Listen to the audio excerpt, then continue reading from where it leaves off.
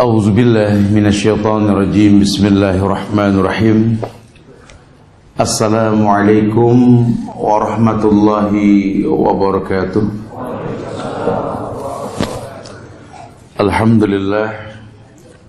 Alhamdulillahilladzi arsala rasulahu bil huda wa dinil haq liyuzhirahu 'ala ad-dini kulli wa kafa billahi shahida.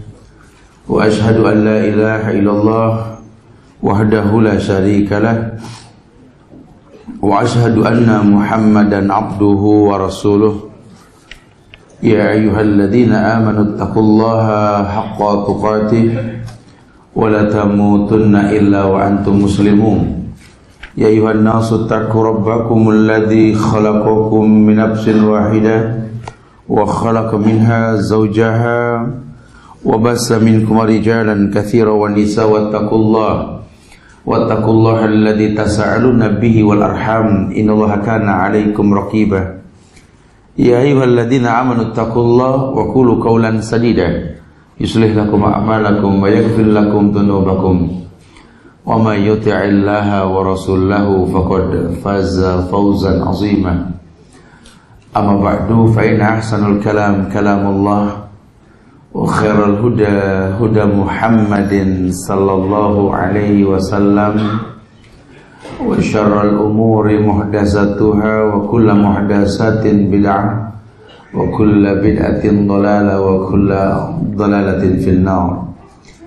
Ma'asyiral muslimin wal muslimat, sidang majelis yang semoga Allah muliakan dunia dan akhirat. Alhamdulillah, izin Allah kita bisa berkumpul kembali di majelis ilmu yang mulia ini, yang mudah-mudahan Allah jadikan kumpul kita merupakan bagian dari amal saleh yang kita peruntukkan hanya untuk Allah, dan kita berharap Allah jadikan hari yang akan datang lebih baik ketimbang hari ini insyaallah. Jamaah yang Allah muliakan, kita akan coba bahas sebuah bab yang berkaitan tentang obat duka lara, obat hati yang duka. Merujuk kepada kitab, salah satu kitabnya yang mudah untuk dibaca, Kutaib. Ini buku dari Sulaiman bin Muhammad bin Abdullah al-Usaim, yakni obat penawar hati yang sedih. Ini bukunya sudah diterjemahkan, ya, sudah bisa dikonsumsi dan bisa dibaca. Ini Masya Allah, ini banyak sekali hikayat. Ini judul aslinya itu Silwal Hazan, artinya yakni fenomena kesedihan gitu ya. Sehingga tidaklah Allah turunkan sebuah musibah kecuali orang yang merasakan musibah tersebut dewasa dengan musibah itu. Karena yang membuat takjub Rasulullah sallallahu alaihi wasallam itu sama orang beriman itu, kata beliau, inna amrahu kullahu khairun lah. Yang namanya orang beriman itu semua permasalahannya itu baik untuknya. Dia diuji dengan musibah, dia bersabar. Sabar baik buat dia. Dia diuji dengan kenikmatan pun dia bersyukur. Syukur pun baik buat dia. Karena banyak orang terkecoh dengan dunia. Seakan-akan dunia ini adalah target utama dalam hidup. Sementara orang-orang beriman tahu bahwa dunia ini mazra'atul akhirah. Dunia ini ya ladang bercocok tanam untuk akhirat. Ya, jadi kalau sampai orang berorientasi bahwa dunia ini merupakan tujuan hidup, ini akan terasa lelahnya hidup. Ya. Apa sih kita mau jadi apa sih di muka bumi ini gitu loh? Mau jadi orang yang paling kaya. Pernah ada dan kita nggak akan pernah mencapai level itu. Mau cara negatif positif udah pernah ada, yang negatif ya Qarun, betul? Mana ada manusia mengalahkan hartanya Qarun? Gak ada, udah legendanya ya Qarun. Saking kayanya Qarun itu mati sebelum Masehi, zaman Musa di Mesir, hartanya sampai pojokan Bekasi, betul? Harta Qarun. Kaya sekali ini Qarunnya. Kita nggak ada seujung kukunya lah. Anda mau baik, agama bagus, bisa kaya, bisa. Sulaiman aja kaya kok. Tapi lihat bahasa Allah pada keluarga Sulaiman, i'malu ala Daud syukra. Hei keluarga Daud yang kaya, bekerjalah kalian agar bisa bersyukur. Kita digiring dalam Islam ini suruh berkarya untuk bersyukur gitu loh. Bukan untuk menampung harta, bukan. Karena yang kau miliki itu ada rezeki orang lain. Nahnu narzukukum wa iyyahum. Karena hidup ini manfaat tidak buat orang lain, kadang melalui kalian rezeki buat banyak orang, begitu. Jadi bukan dipegangin. Cukuplah, kayaknya kalau orang-orang daerah Bekasi, Tambun sini lebih dekat ke San Diego lah ya, ketimbang kami yang di Bogor gitu loh. Bisa lihat lah ya. Itu nggak ada beda sebenarnya, cuma fasilitas buat yang nganter saja kan, supaya nyaman. Ya nggak jadi merubah Allah memberikan kelas khusus buat orang-orang di San Diego, enggak. Oh itu sih orang-orang high class, tat. Malaikat juga pakai dasi kupu-kupu, tat. Enak aja. Suka ngarang. Tidak. Nah jamaah yang Allah muliakan, kita akan coba bahas deh. Di buku ini dijelaskan banyak hal. Yang pertama dijelaskan tentang hakikat sedih. Karena sedihnya macam-macam ya. Tapi sedih itu yang dimaksud dalam buku ini perasaan jiwa yang bersifat naluriah, berupa kecil hati, hilangnya rasa senang dan gembira pada seseorang. Hilangnya gembira pada seseorang gitu loh. Itu namanya sedih. Kita merasakan bahwa ini kok hati kayaknya kecil aja, minder aja. Padahal dulu waktu saya belum taubat, Ustaz, ya Allah Ustaz, bumi kayak kecil kan. Gunung tuh nggak ada yang tinggi sama anak, Ustaz. Sekarang pas anak sudah taubat, ya Allah Ustaz, kadang-kadang batu di pojokan taman komplek kayak gede, Ustaz, gitu ya. Anak kayak kerdil betulnya. Rasa takut timbul, ya. Dia dulu pernah merasa nyaman dengan setan. Sekarang ketika dia ditinggalkan atau meninggalkan setan, dia merasa lebih kerdil. Sebenarnya cuma butuh adaptasi. Kalau buat orang beriman dia tahu, la yadurrukum man dhalla idah tadaitum. Tidak ada yang berbahaya kalau Allah sudah datangkan hidayah. Lawang bahasa Nabi ke anak kecil kok. Ya gulam, annal ummata law ijtama'at ala ayadurruka la yadurruka illa bi syai'. Aw ijtama'at ala ayanfa'uka la yanfa'uka illa bi syai'. Ya anak kecil kata Rasul sini. Tahu gak? Seluruh manusia berkumpul ingin menimbulkan mudarat yang membahayakan dalam hidupmu, tidak ada yang berbahaya kecuali izin Allah. Atau seluruh manusia berkumpul menjanjikan manfaat hidup untukmu, tidak ada yang bermanfaat kecuali izin Allah. Orang beriman pegang ini, makanya iman itu penting dibikin stabil. Ya, kita jangan ngomong furu'iyah deh kalau iman masih berantakan gitu loh. Akhirnya kita berantem cuma gara-gara cagup, betul? Kata Ustadz Ono nggak boleh milih Ustadz. Tapi Ustadz ini bilang sih ya kembali ke antum dah gitu ya. Oh dibikin bingung kita Ustadz. Ini kan masalah usul dan furu, betul? Usulnya asal hukumnya apa? Antum tinggal di mana? Jakarta. Harus ada gubernur, betul?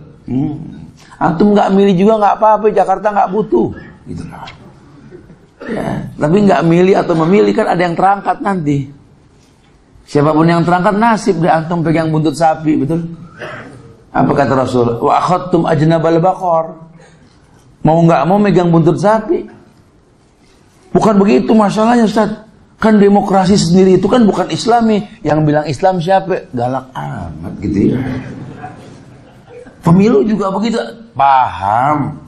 Ya, nggak ada bahasa Arab pemilu, nggak ada, walaupun ada huruf fa, mim, lam di situ, betul? Cuma ini permasalahannya ini kalau terangkat kita kudu patuh. Siapa yang diangkat? Yang itu masalahnya, betul? Ya, ini usul. Hukum asalnya kita tinggal di sebuah tempat dipimpin yang memang harus dipilih. Itu usulnya. Kalau furu kembali kepada antum nanti. Mau cara apa? Demokrasi, mau cara apa? Kerajaan atau khilafah, terserah antum, itu furu. Cuma kita nggak masuk ke yang furunya, kita masuk ke yang usulnya. Itu aja. Antum jangan suuzuan kalau kita milih. Jangan dianggap kita jadi orang yang bugot, kembali kepada jalan yang salah. Tidak begitu bahasanya. Makanya kalau kita berilmu itu nyaman, nggak terjebak dalam hilaf yang berkepanjangan. Ya, toh betapa banyak orang yang nggak hilaf terjebak dalam keburukan. Kayak masalah kurban kemarin, yang dibahas tentang hadis Nabi, falyuhidda safratahu falyarih dabihatahu. Ini hadis masyhur di bulan Idul Adha ini. Tajamkan pedangmu, tenangkan hewanmu. Nyaris setiap orang punya golok tajam buat motong dah pokoknya gitu ya kemarin. Ya tapi nggak pernah ada yang paham umur hewan. Masalah gak? Masalah. Loh yang anak tahu pokoknya sapi gini-gini nih Ustaz. Yang penting kan kita pakai sistem cara bisnis di Indonesia, gede murah. Masalah. Antum terkecoh. Banyak orang terjebak dengan fitnah sapi limosin dari Australia itu kemarin kan. Ini sapi yang kalau standar sapi lokal itu cuma 24 bulan sudah kupak. Kupak itu nunggu geraham, bukan patah gigi. Karena hewan kalau di kandang jarang yang patah giginya. Yang dilepas iya, tapi usia tumbuh geraham. Tapi kalau limosin kan 36 bulan minimal. Unik ini limosin ini kayak ayam boiler. Yang umur setahun, 12 bulan, itu bisa 500 kilo beratnya. Orang kita nggak paham sampai ke sana. Merasa sudah betul menajamkan pedang, menenangkan hewan, tapi umurnya nggak pas. Muskilah kan? Atau saya sampaikan kemarin sama teman-teman di Rabanian situ, kayak anak muda yang merasa sudah betul dalam beribadah. Kita sering terjebak dalam kasus kayak begitu. Takjub dengan diri sendiri. Berpenampilan yang rapi, menggunakan baju koko, sarung, tenun khusus dengan sekian jumlah benang sekali naik. Apal. Datang ke masjid penampilan good looking lah ya. Kopiah miring dikit, melambangkan Indonesia sejati. Ya, selesai sholat berjamaah asar sampai ke rumah ribut sama orang tua. Ngadu sama Ustaz. Ana bingung Ustaz, orang tua sekarang tadi Allah. Ana nggak bener diomelin, ana bener dicurigain, ana bingung Ustaz.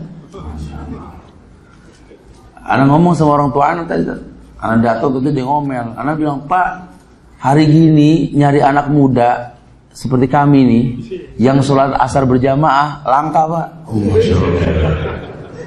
Sekalinya kami rapi pakai koko sarung pulang dari masjid malah dinyurungin kayak gini. Ya Allah bingung harus gimana kami Pak. Emosi malah. Kata orang tua kami nggak menyalahkan ibadah kamu sudah bagus kami senang. Cuma sarung aneh ente pakai. Paham maksudnya? Ini biar gampang nangkep nih ya. Jadi kadang-kadang kita beragama menurut pendapat kita gitu loh. Memang bagus. Cuma nggak berasa ada kebagusan yang kita perbuat mengecewakan orang lain, itu masalahnya. Bagus menurut siapa? Agama ini kalau sudah bahasa bagus nggak ada bahasa lain. Qala Allah wa qala Rasul wa qala sahabat. Dan agama ini adalah rahmatan lil alamin. Agama ini rahmat untuk alam. Jadi nggak ada yang namanya alam kecuali menerima agama Islam. Makanya kalau sampai ada orang bawa agama Islam nggak diterima, maaf, ini alamnya berbeda. Harusnya nggak begini. Jangankan standar manusia, jin aja berebut datang ke majelis Rasul. Ini majelis penyubur iman seperti ini, jin pun hadir, jangan salah tuh. Masya Allah, makanya sunnah kita pakai wangi-wangian, ya, berpenampilan rapi ketika menuntut ilmu, jangan kalah sama jin. Ya, ini kita pengen nuntut ilmu menyebut nama Allah sikat gigi males. Ya, ini orang nih. Gimana sih? Nggak kesinggung sama hadis yang mengatakan laula an asyukku ala ummati la amartum bisiwak inda kulil wudu was shalah. Itu ciri khas orang Islam yang jarang dibahas. Kalau tidak memberatkan umatku, kata Rasulullah, ku perintahkan orang Islam ini sikat gigi, bersiwak sebelum wudu dan sholat. Wudu berapa kali? Minimal. Sholat berapa kali? Minimal 10 kali orang Islam sikat gigi. Masya Allah. Ini kalau seluruh orang Islam make di Bekasi, dokter gigi nggak ada pasien. Betul ya? Jangan disampaikan, jangan tak. Subhanallah ya. Ini Islam Masya Allah. Iya. Jadi hakikat sedih seperti itu. Merasa kerdil jiwa, ya. Kemudian hilangnya rasa senang. Ya, jadi kita nggak boleh nih. Makanya orang nuntut ilmu tuh nggak boleh sedih, harus senang. Dan dalam ilmu komunikasi seperti itu, kalau kita bisa ajak orang tersenyum, otak kecilnya terbuka, gampang menangkap. Nah, tapi kalau antum bikin tegang pun bisa, namanya brainwash. Itu gaya Hitler biasanya. Orang dibikin tegang sampai berbekas gitu ya. Agama enggak. Ad-dinu yusrun. Agama ini mudah. Ya. Agama ini mudah, wallahi agama ini mudah. Siapa yang bilang? Rasul. Ad-dinu yusrun. Agama mudah. Yassiru wa la tu'assiru, bassiru wa la tunaffiru. Permudah manusia, jangan dipersulit. Biarkan mereka merasa nyaman dengan agama, seperti ucapan para sahabat yang mengatakan wa ja'anallahu bihadzal khair. Dan Allah datangkan kepada kami al-khair. Al-khair Islam. Ya, ini kenyamanan, kenikmatan. Sahabat itu ketika hukum Islam datang kepada mereka, mereka mengatakan ad-dinu al-khair. Agama itu al-khair. Masya Allah. Ya, makanya sekolah agama dulu dibilangnya al-khairat. Isinya kebaikan-kebaikan gitu loh. Nggak ada nama yang lain, al-khairat aja pokoknya. Pokoknya semuanya yang baik. Jadi yang baik dulu dirujukan ke agama. Makanya sampai sekarang sekolah yang paling baik ya pesantren. Kenapa? Nggak pernah kedengeran pesantren tawuran, betul? Walaupun dengan 1000 fitnah. Ada LGBT lah, inilah tetap eksis. Dan banyak petinggi-petinggi negeri ini kan anak pesantren. Bahkan yang ngusir Belanda pun anak pesantren, betul? Kalau ente Bekasi sini, Kerawang Bekasi kan Kiai Haji Nur Ali, betul? Oh, ini pahlawan Bekasi, ini harus paham orang Bekasi nih. Jangan sampai apal pahlawan dari kota lain, kota sendiri kita nggak hafal. Tuh Kerawang Bekasi itu saksi itu sejarah itu. Ustadz Khairul Anwar mencatatnya itu. Di atas tulang belulang yang berserakan, Masya Allah. Kita pernah punya ulama namanya Kiai Haji Nur Ali di sini. Murid dari Hadratus Syekh, ya ini pendiri NU itu siapa? Hasyim Asy'ari. Masya Allah, ulama hebat itu. Ngajar ngaji, bisnis, perang, ayo. Belanda kocar kacir sama beliau dulu, Masya Allah. Beliau itu yang merubah image orang Bekasi. Ya, ujung Malang jadi ujung harapan tuh beliau yang ngerubah itu. Ya, Kali Malang jadi Kali Harapan, dibalik lagi Kali Malang lagi. Ya, udah bagus balik lagi. Lihat ya, Masya Allah, kita punya petinggi jenderal-jenderal hebat zaman dulu tuh, Masya Allah. Orang-orang hebat, Jenderal Sudirman dengan Muhammadiyahnya, lihat. Masya Allah. Ini bukti bahwa orang-orang hebat itu pernah ada di negeri kita dan kita harus bangga itu. Makanya negeri ini mulia banget dulunya. Kok bisa jadi nggak mulia, Ustaz? Karena memang kufur nikmat. Hukum yang telah dirakit oleh orang-orang dulu kita lupakan. Kita bangga dengan hal-hal yang buruk. Apa kata Rasul? Idza tabayatum bil ina wa akhadtum ajnabal baqar wa raditum bizar'i wa taraktumul jihad. Sallallahu alaikum zullan la yanju tatarjila dirikum. Allah akan liputi kalian dengan kesedihan, dengan kegelapan, dengan gundah gulana. Penyebabnya simpel kata Nabi. Manakala kamu sudah terbiasa bermuamalah dengan cara ribawiyah. Orang Islam udah nggak takut sama yang namanya riba. Ya, bahkan nyaris setiap orang Islam di kantongnya punya kredit card, betul ya? Ini dan itu bangga kalau buka dompet ada susunannya gitu loh. Ini dosa 1, dosa 2, dosa 3. Bangga sama dosa. Ya, subhanallah. Ya, wa akhadtum ajnabal baqar. Kalian hidup megang buntut sapi, padahal sapi ditarik dari hidung bukan pegang buntut, betul? Karena binatang yang paling bodoh ya salah satunya sapi, An'am. Ya, kenapa dibilang bodoh? Karena memang nggak ada sapi bisa pulang kandang sendiri, nggak ada sejarahnya gitu. Jadi betul-betul memang dia nggak paham pulang. Nah kita malah megang buntut sapi ya keder urusannya. Nggak tahu nih kita ngikutin siapa tat, milih oga tapi tak harus sepatu, bingung kan, nggak jelas. Ya. Jadi kayak orang bingung, hidup kita bingung. Orang Inggris bilang ketelimbang, ketiga keder, bingung. Waraditum bizar'i, kalian terkecoh dunia menjanjikan kenyamanan bisnis. Ngomong bisnis lebih tertarik ketimbang ngomong agama. Terjadi. Raditum bizar'i, keridoan kalian seperti petani yang nanam benih, nunggu panen, tenang-tenang. Karena dia tahu ini Indonesia. Ya. Taruh 1 biji di tanah, 3,5 bulan balik 100 biji. Indonesia ini. Betul? Indonesia ini Masya Allah. Aneh kalau orang bingung kerja apa tuh. Suka orang bilang, terus kalau saya resign, saya kerja apa Ustaz? Ya Allah, kerja apa? Ini Indonesia, nggak usah kerja juga punya penghasilan. Gimana caranya Ustaz? Kasih makan burung dara, ini musim hujan. Tuh burung terbang sisa 1 biji jagung, taruh di tanah. 3,5 bulan dibalikin ratusan biji sama Allah, betul? Ini Indonesia, kerja apa? Dia bingung. Terus kalau anak nggak kerja makan apa Ustaz? Orang Indonesia makan nasi, betul? Cuma belakangan ini banyak orang Indonesia yang belagu. Nggak mau makan nasi. Bangga betul nggak makan tuh. Saya sih alhamdulillah Ustaz udah 2 tahun nggak makan nasi. Terus ini orang zaman susah dulu lari-lari ngejar-ngejar bis. Abis kita tanya mau kemana? Nyari makan dulu Ustaz. Begitu ngomongnya. Sekarang udah kaya, nggak mau makan, kan aneh. Ini nggak boleh, itu nggak boleh. Ini maunya apa sih gitu loh? Masya Allah, kita tersilap, terkecoh dengan dunia. Itu yang terjadi. Raditum bizar'i, fokus dengan bercocok tanam, menanti hasil. Konsekuensinya apa? Taraktumul jihad, kau tinggalkan jihad.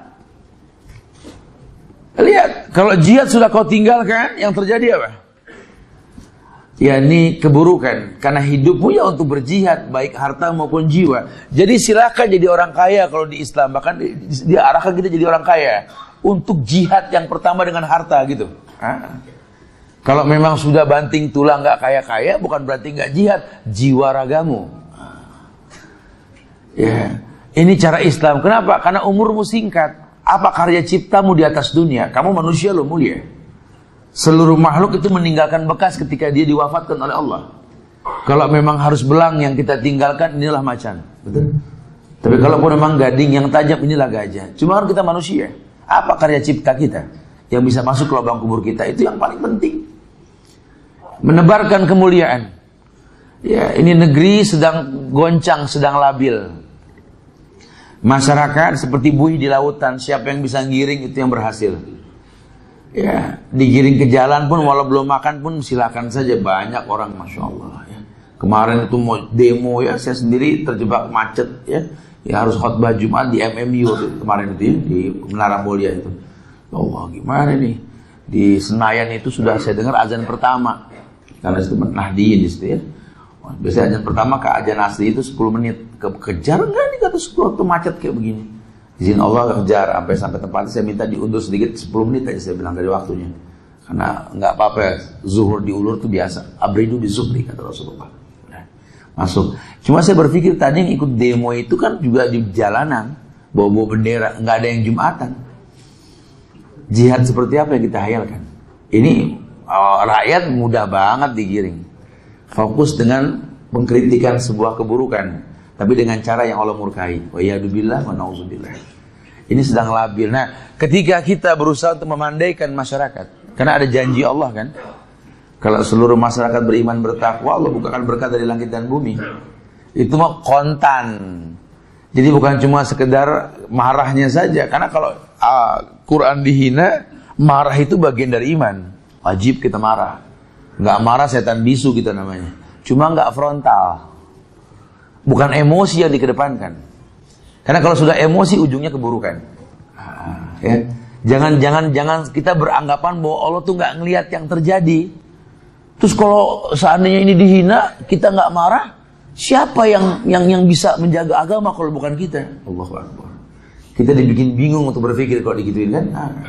Kita lupa Allah punya agama. Hatta manusia nggak bantu pun Allah bakal turun tangan. Karena agamanya dirusak. Dan ini sudah pasti Allah. Dan kita pun sudah membela, bukan tidak. Cuma tidak frontal. Lagi-lagi tidak frontal. Karena hukum asalnya hal jazaul ihsan ilal. Bukankah balasan kebaikan datang dengan cara yang baik? Makanya Allah kasih kita sedih. Dengan macam-macam kesedihannya. Dan sebab-sebabnya. Kesedihan yang pertama, kita ini dibikin merasakan sedih secara naluriah. Ada kesedihan yang sifatnya naluriah, yakni merupakan fitrah dari perasaan yang tertekan, naluri itu. Ya. Yang kedua, sedih yang disebabkan oleh masalah mental atau kejiwaan. Yakni jiwanya memang kerdil. Ini yang dikatakan ma'isatan donka, hidup yang sempit. Ya, dia punya rumah gede, cuma hatinya kecil. Akhirnya rumah yang gede cuma jadi barang mubazir yang dia buat. Hidupnya galau, sholat, puasa, zakat, cuma punya barang mubazir. Antum suka nggak merhatikan mungkin ya? Saya sudah sholat, sudah berbuat baik, kok hati masih galau aja Ustaz ya? Karena talbis. Antum nanti buka tafsir Al-An'am ayat 82 yang mengatakan bahwa walladzina amanu walam yalbisu imanahum bizulmin ulaika lahumul amnu wa hum muhtadun.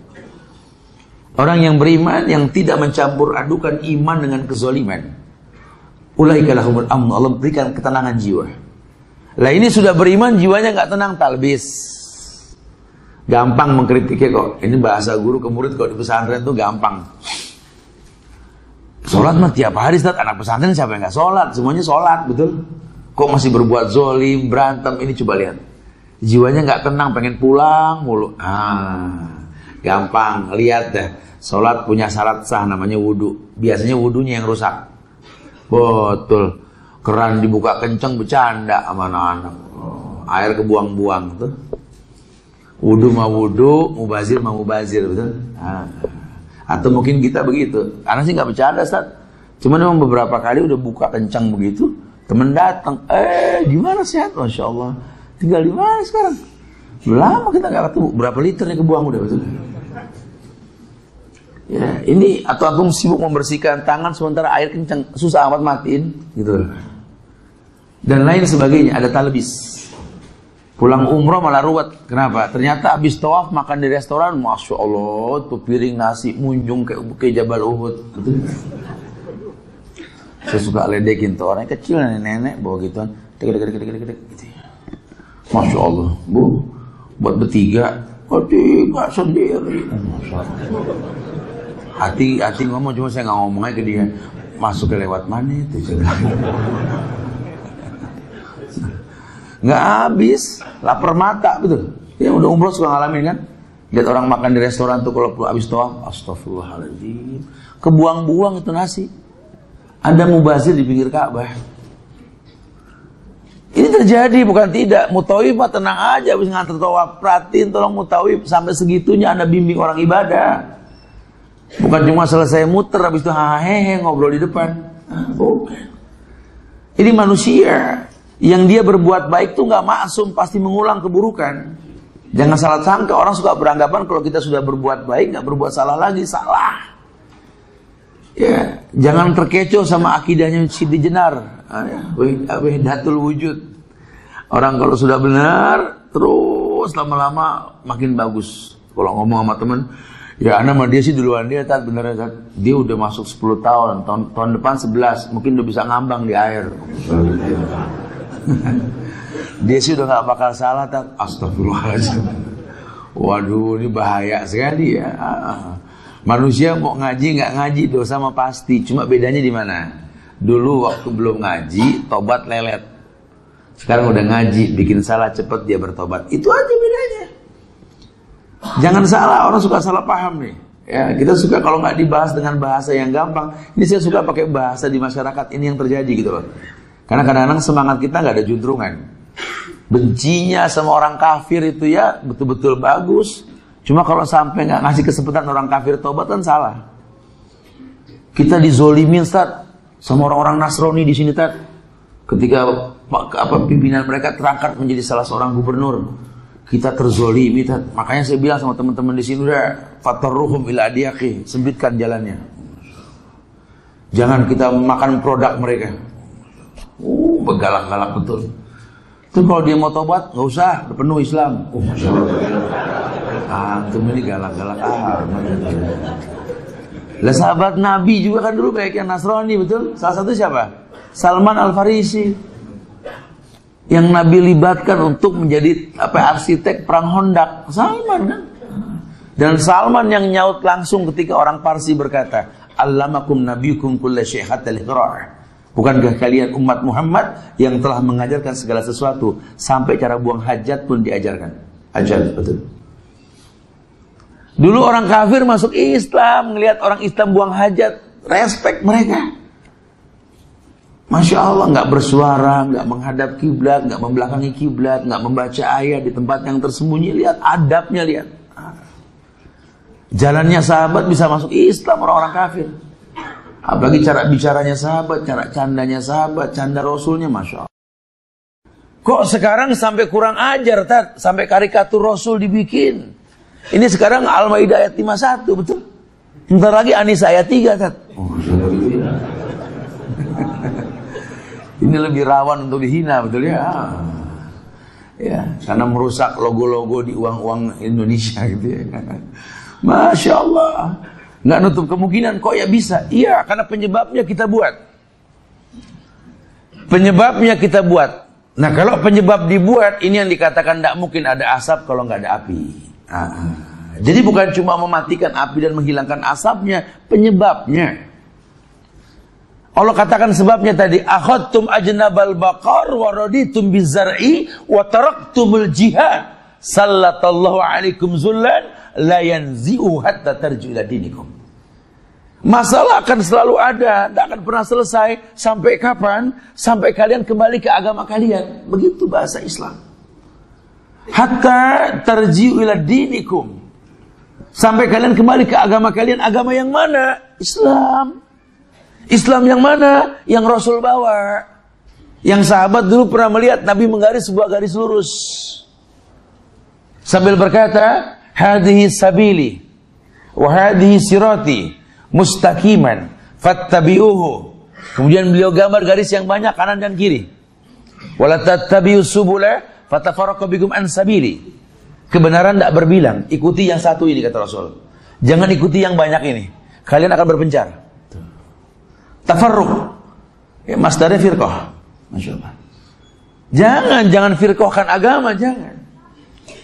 Anda bernegara mau berorganisasi urusan Anda, tapi jangan organisasikan Islam gitu loh.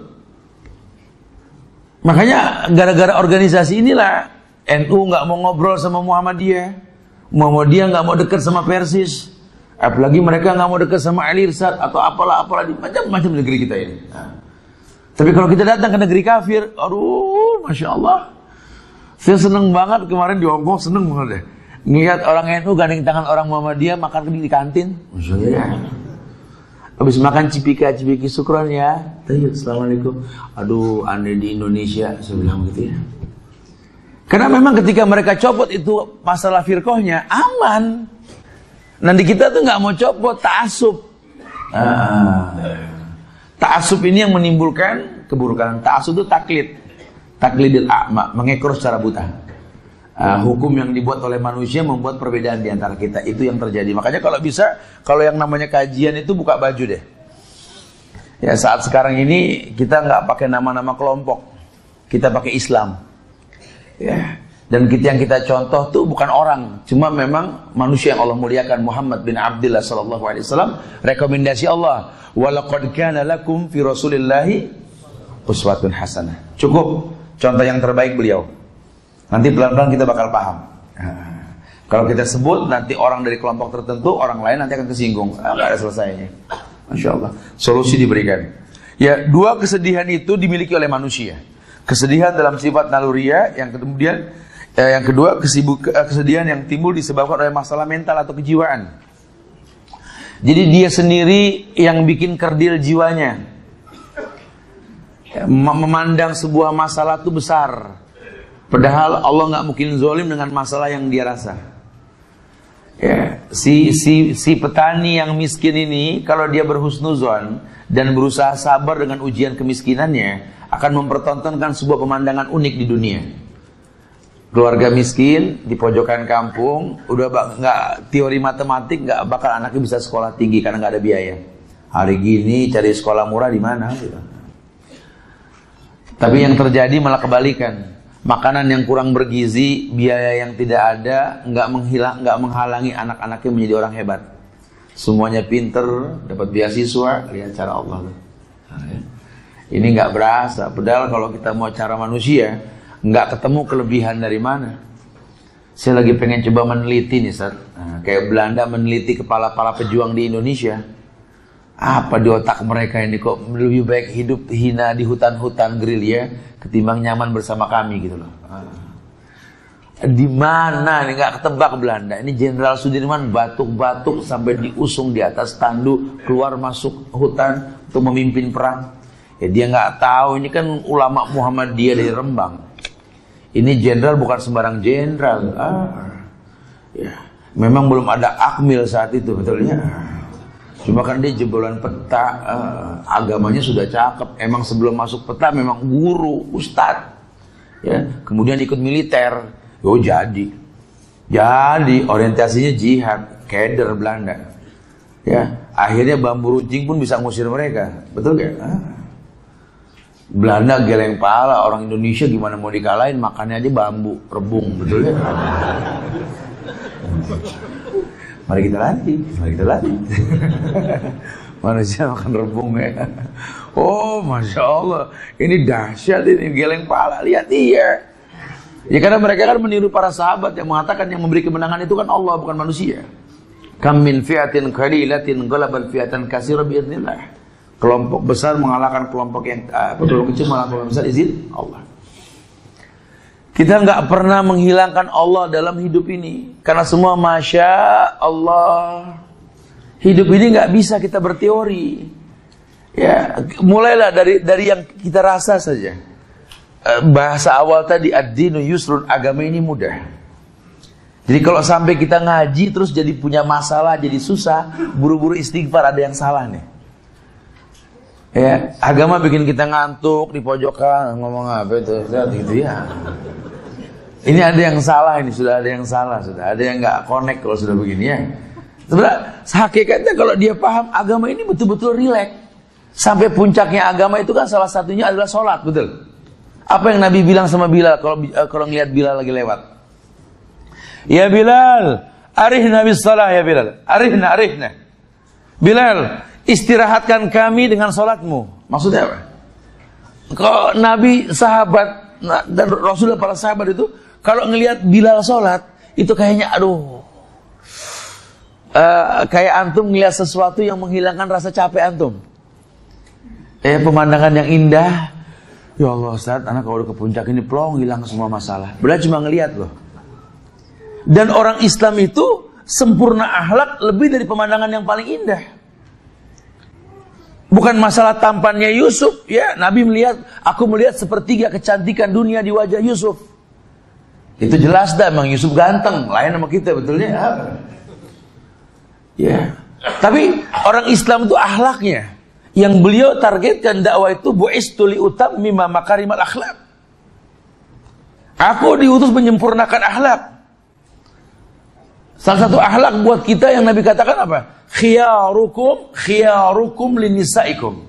Khiyarukum li ahlikum. Wa ana khiyarun li ahli.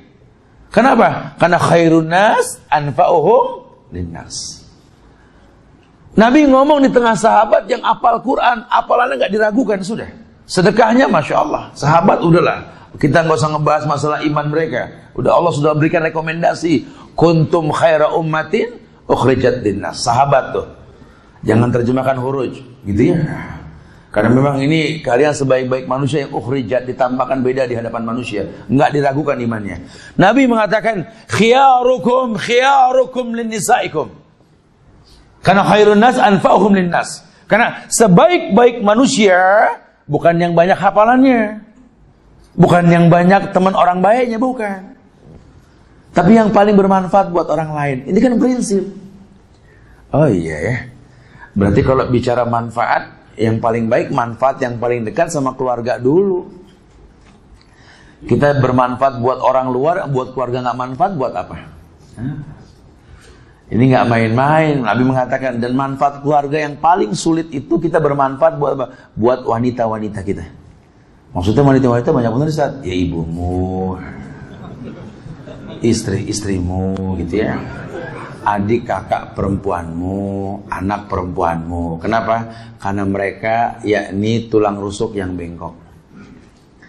Ya. Ibumu tuh tulang rusuk yang bengkok juga. Jangan cuma istri aja yang dibahas. Ibumu, adik kakak perempuanmu, anakmu tulang rusuk yang bengkok kalau dia perempuan. Kamu paksakan hukum sama orang tua kamu, ibu kamu, ya bisa patah juga. Ya. Kamu keras sama anak, ya dia bakal nggak demen sama agama. Ya. Hati-hati, nggak bisa modal semangat. Ya. Kita perlu punya cara, teknik khusus. Nah kalau kau bisa taklukkan wanitamu, kau taklukkan duniamu. Ya, tapi kalau kau tidak bisa menaklukkan mereka, udah jangan ngimpi dunia di tanganmu. Apa yang membuat Allah percayakan dunia di tangan Umar bin Khattab, 3/4 dunia di tangan Umar. Salah satunya apa? Umar ini betul-betul agak singanya Allah ini. Ya. Dia kalau sama orang perempuan di rumah tuh betul-betul ngalah. Ya, saya pernah sampaikan di beberapa kajian YouTube itu tentang salah seorang yang pegel sama istrinya yang cerewet hingga sedih dia. Nggak bisa ngomong, ya akhirnya ini harus saya adukan nih kemana, ke khalifah nih, nggak bisa kalau begini. Saya punya istri yang betul-betul zolim, ya galak, macam-macam. Dia datang ke rumah khalifahnya Umar saat itu. Sampai depan rumah dia lihat Umar lagi diem, bini lagi begini. Ya, syukur. Dia mau balik, Umar panggil, sini. Kenapa? Ya, ceritanya panjang, Umar tahu.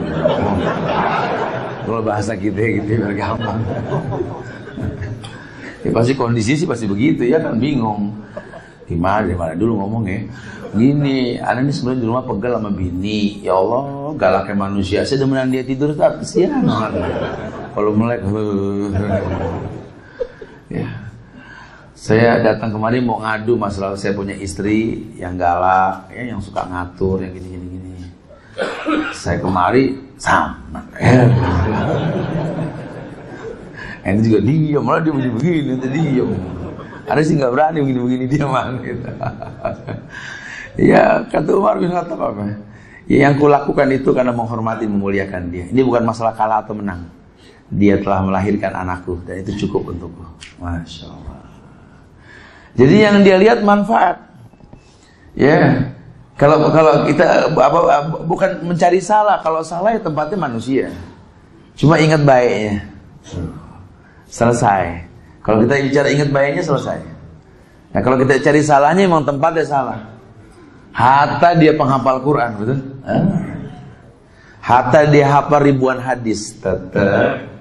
Aisyah itu kan periwayat hadis terbanyak, sanad dari Urwah. Anaknya Asma binti Abu Bakar itu, Masya Allah. Sanadnya banyak banget itu Aisyah. Tetap aja kalau ngambek nampar mangkok sopnya siapa Saudar gitu kan. Sampai Umar Abu Bakar kaget. Aisyah ngambek. Nabi bilang gharat ummak, ibu kalian ngambek gitu.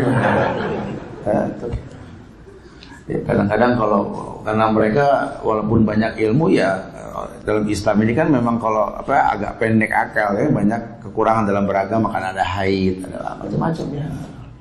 Sudah, jangan cari kurang, cari baiknya. Manfaatnya apa? Masya Allah. Lihat bahasa agama tuh. Ya, sehingga dia nggak terjebak dalam bahayanya kesedihan.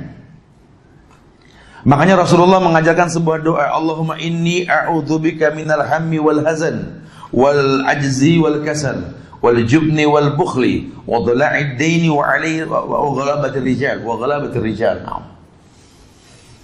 Ya, Allahumma inni a'udzubika minal hammi wal hazan, ya Allah, aku berlindung kepadamu dari yang namanya kesusahan dan kesedihan, ya Allah. Wal kasal, ya ini rasa malas. Orang kalau udah sedih pasti malas. Orang kalau sudah susah, keresahan, sedih, pasti malas, bad mood. Kalau udah malas rusak semuanya. Karena nggak ada jadah, nggak ada juduh. Manjadah wajadah. Wal jubni wal bukhli. Aku memohon kepadamu dari sifat kikir dan pengecut. Jubni wal bukhli. Ya, kemudian wadhala'id dain wa ghalabatir rijal. Dan lilitan hutang dan penguasaan manusia. Ini yang manusia pasti rasakan nanti. Bohong, orang nggak punya rasa gundah gulana tuh pasti punya. Ya.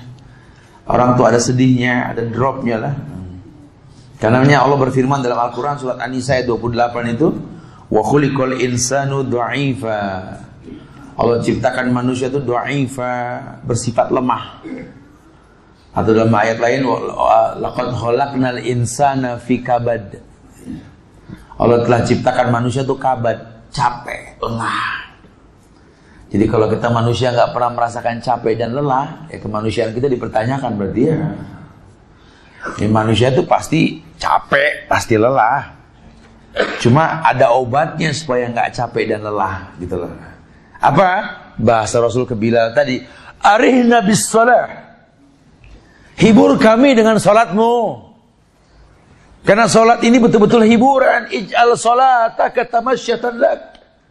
Wa ij'al salataka rahatan lak. Jadikan salatmu tamasya hatimu. Jadikan salatmu istirahatmu. Betul. Orang betul-betul merasakan nyaman. Apalagi dia jadikan itu ajang tahajud. Makanya nggak ada sejarahnya tahajud berjamaah kecuali tarawih yang dijadikan tahajud. Gak ada. Kenapa tahajud nggak berjamaah, Ustaz? Ya karena memang Nabi nggak mensyariatkan.